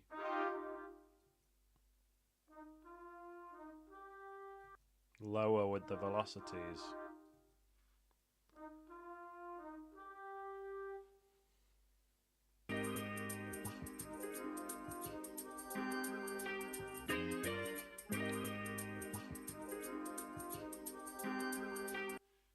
Alright, and then obviously it's dry. So we go to audio effects. And I feel like maybe I'm a bit predictable with this, but you know, delay and reverb, tried and tested.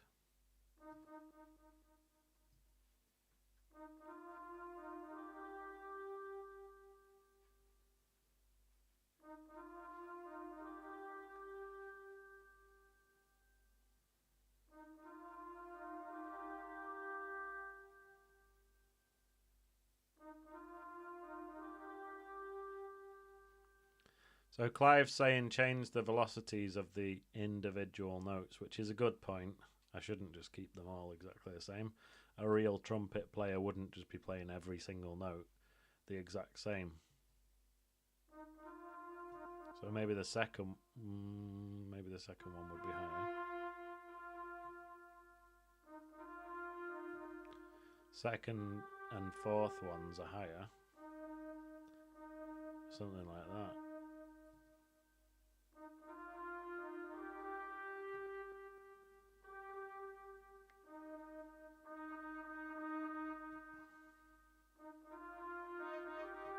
No.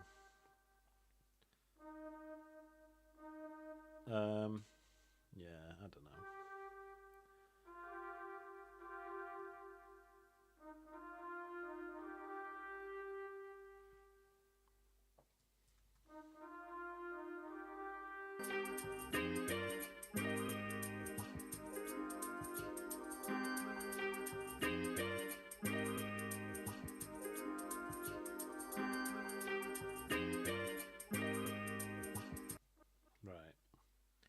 Let's play the tune.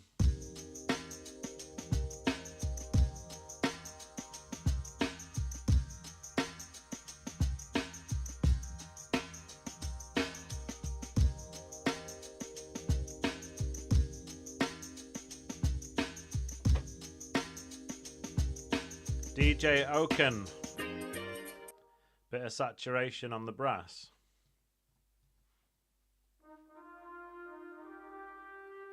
Good shout.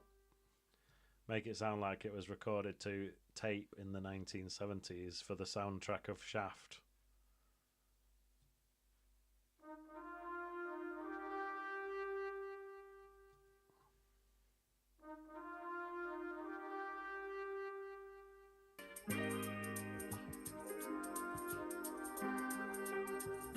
Maybe the middle one could go, so it just does it once and then not, and then once and then not.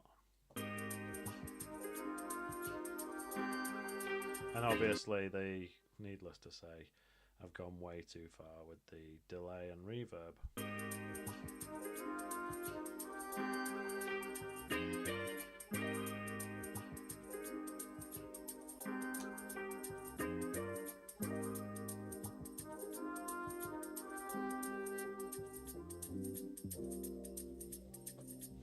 And there's already one element, like the vibraphone is panned a bit to the left, so perhaps I'm OCD or something, but I always like, if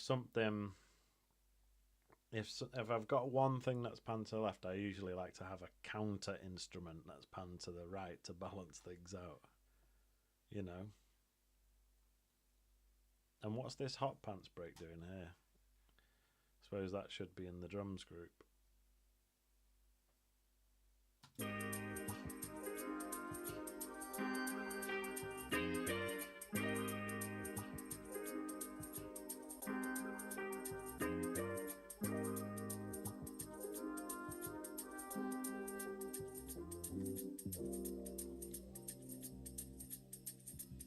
DJ Oaken says he usually likes to whack black box on instruments. I guess that's a type of saturation, right? I've not heard of it actually. I'll tell you one thing that I do like, which is a type of saturation. It is the tape emulation from Air Windows, which I always go on about it. But there's this very simple plugin called To Tape 8, which I like to put on things, for example these drums, and it's so simple that it doesn't even have like a proper interface, it just has these sliders.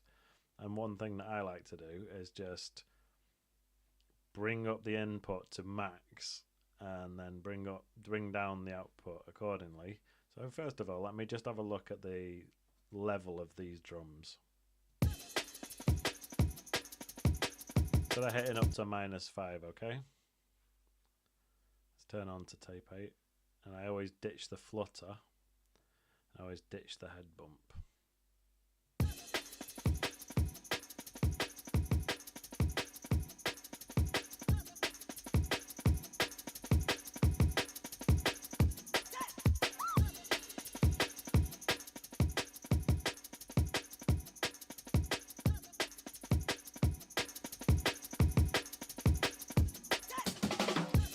You could say that gain does a ton of headroom because it's sounding a lot louder now with it turned on. Look, so it hits to -5, and then when I turn it on, it's sounding way louder, and it's only hitting to -6, so it's actually 1 dB quieter. And I feel like I could go a bit quieter than that because I wasn't really trying to make the drums any louder. I was just literally trying to make them sound a bit dirtier, so it sounds like it's been recorded to a tape in the 1970s. So what we've done there is we've just gained ourselves a little 2 dB of headroom, so when it comes to boosting the crap out of this at the end, we'll be able to push it a little bit further.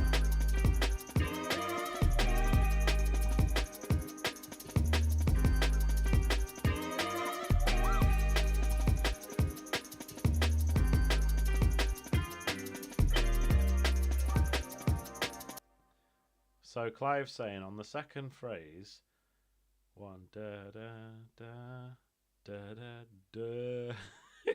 It's difficult to really know what you're on about, but hang on.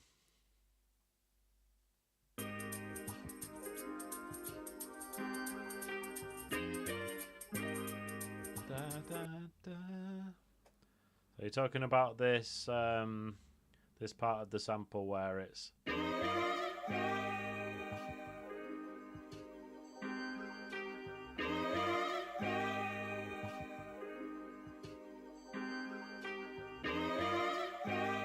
feel like that third one comes in a little bit early, actually.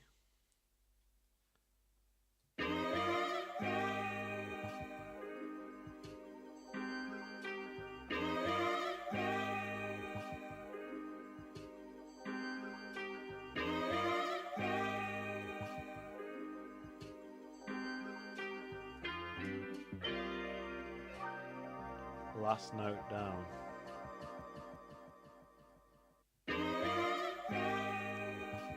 On the brass second.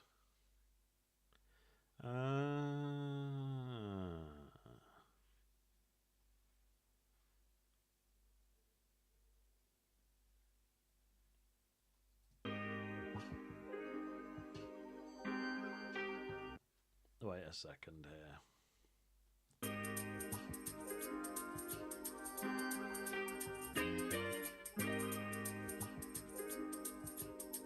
Dun, dun, dun, dun. I know what you're on about, Clive. Tell me if this is what you mean.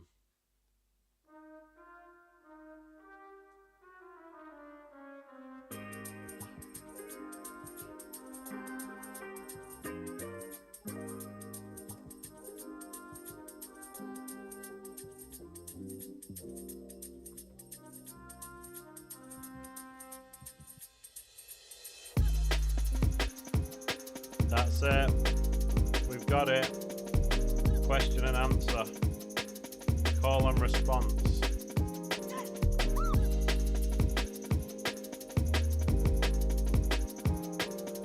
Maybe it's going to happen these 3 times. Wait. What I meant is, maybe it's going to happen these 3 times. I'm still not sure about the last one before the drop. And that all depends, that could depend on whether there's going to be some vocal sample of some guy saying some clever quote before the drop.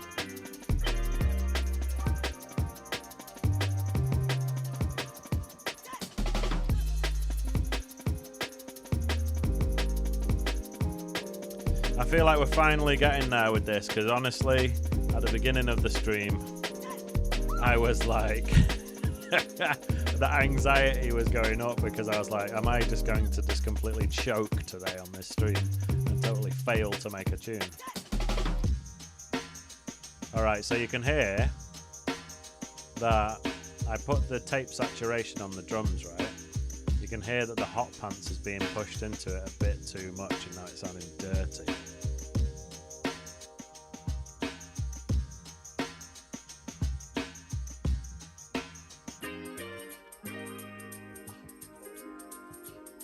And as DJ Oaken was saying, you can have more transparent ways of gaining headroom, like limiting and clippers and stuff. So if I want to turn down the hot pants break and make it push into the tape saturator less and make it sound less dirty now, all I need to do is reach for a clipper. And I don't know if you guys have ever heard of K-Clip 0, but basically K-Clip is a paid clipper, as in a clipper that you have to pay for, but then there is the free version which is called K-Clip 0 and it looks like this. And what you can do is click this little button here which links the input and the output together. So now watch what happens when I turn up the input. It also turns down the output by the same amount, meaning that it doesn't actually get any louder. So that really just means that you're pushing it into the clipper, and then you can see these red bits here means how much it's being clipped by. But actually, I just wanted to show you that, but really what I'm going to do is just turn this down. And sometimes the most obvious way is the way, you know. If you want it to be quieter, turn it down a bit. Check out K-Clip 0 anyway, because it's free. And if you like it, then you can buy K-Clip 3, which is the... Or maybe they've come out with version 4 by now, but that's their like paid version, which has more features and you can see more from the metering and stuff. The company's called like Kazrog, like that. Kazrog, K-Clip 0, free of charge. Check it out.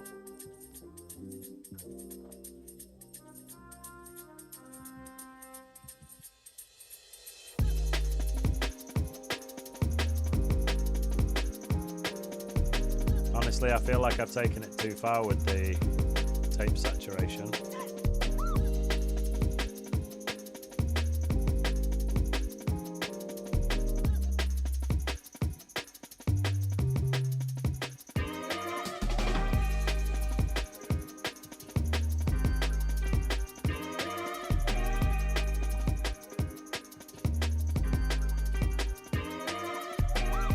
Big up, Clive. Thank you, man. Thanks for the suggestion as well with the question and answer thing. I think that's what it needed. Oh yeah, there's a vibraphone which has been muted this whole time.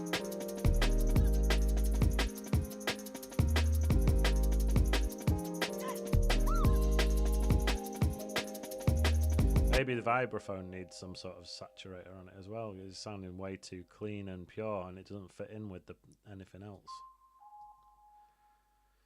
So let's get the regular saturator, put it there. Is this the right track? Yeah.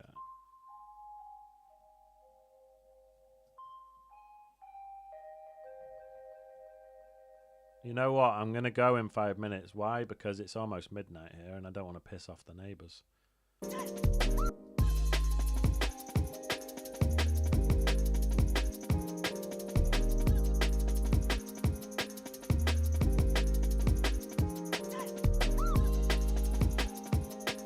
We'll carry on this tune in another stream. And I want this to come in like this. Why is there so much delay on it?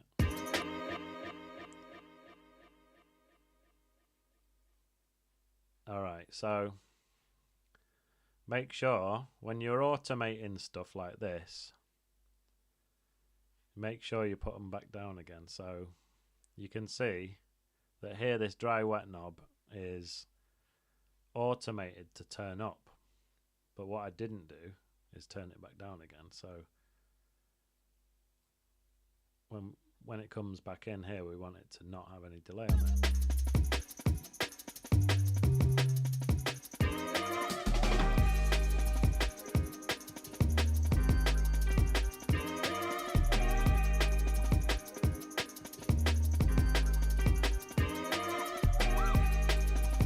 So I want to big up everyone in the chat. Big up DJ Oken, thanks for joining.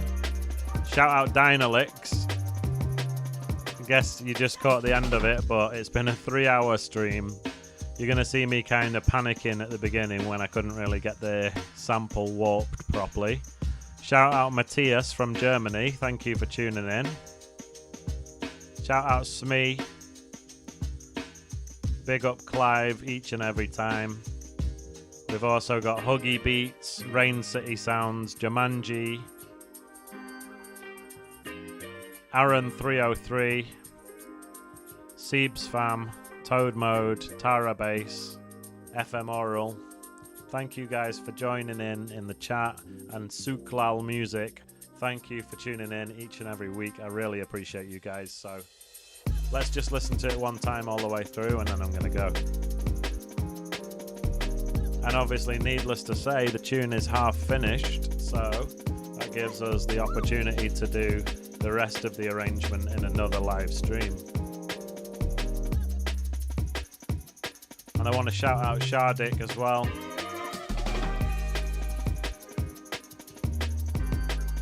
Big up everyone who watches this and doesn't get involved in the chat. Obviously, chatting is not obligatory. I really appreciate you guys too, and everyone who watches it back, who doesn't even watch it live, you know. I appreciate that not everyone can get here on a Sunday night, but if you watch this midweek,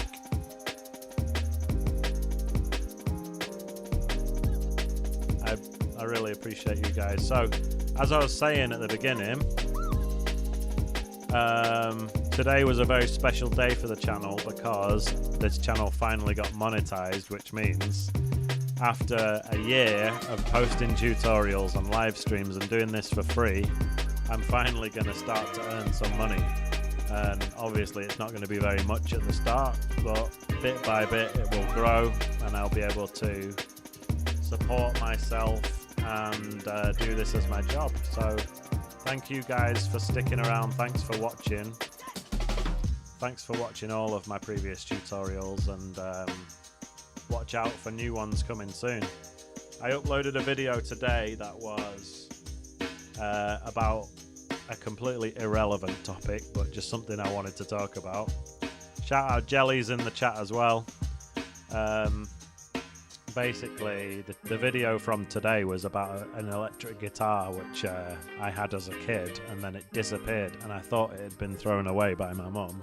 But it turns out it wasn't, so I started the process of importing it to Spain, where I live now, and cleaned it all up and everything. So if you're interested in electric guitars, check it out.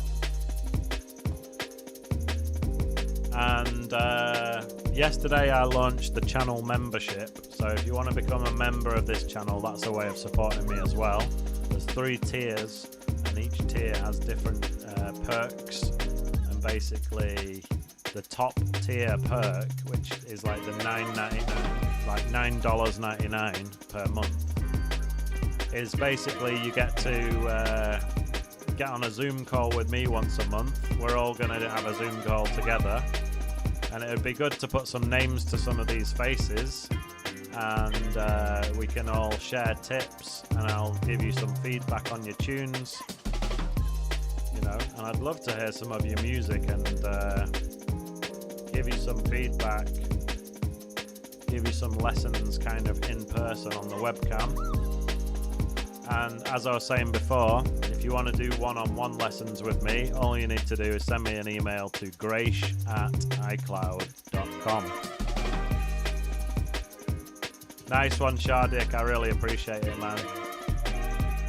So, with that being said, big up you guys. Thanks again for watching. If you only caught the end, this is about to be uploaded to YouTube and you can watch the beginning. So, have an amazing evening, have an amazing week, and I'll see you next week.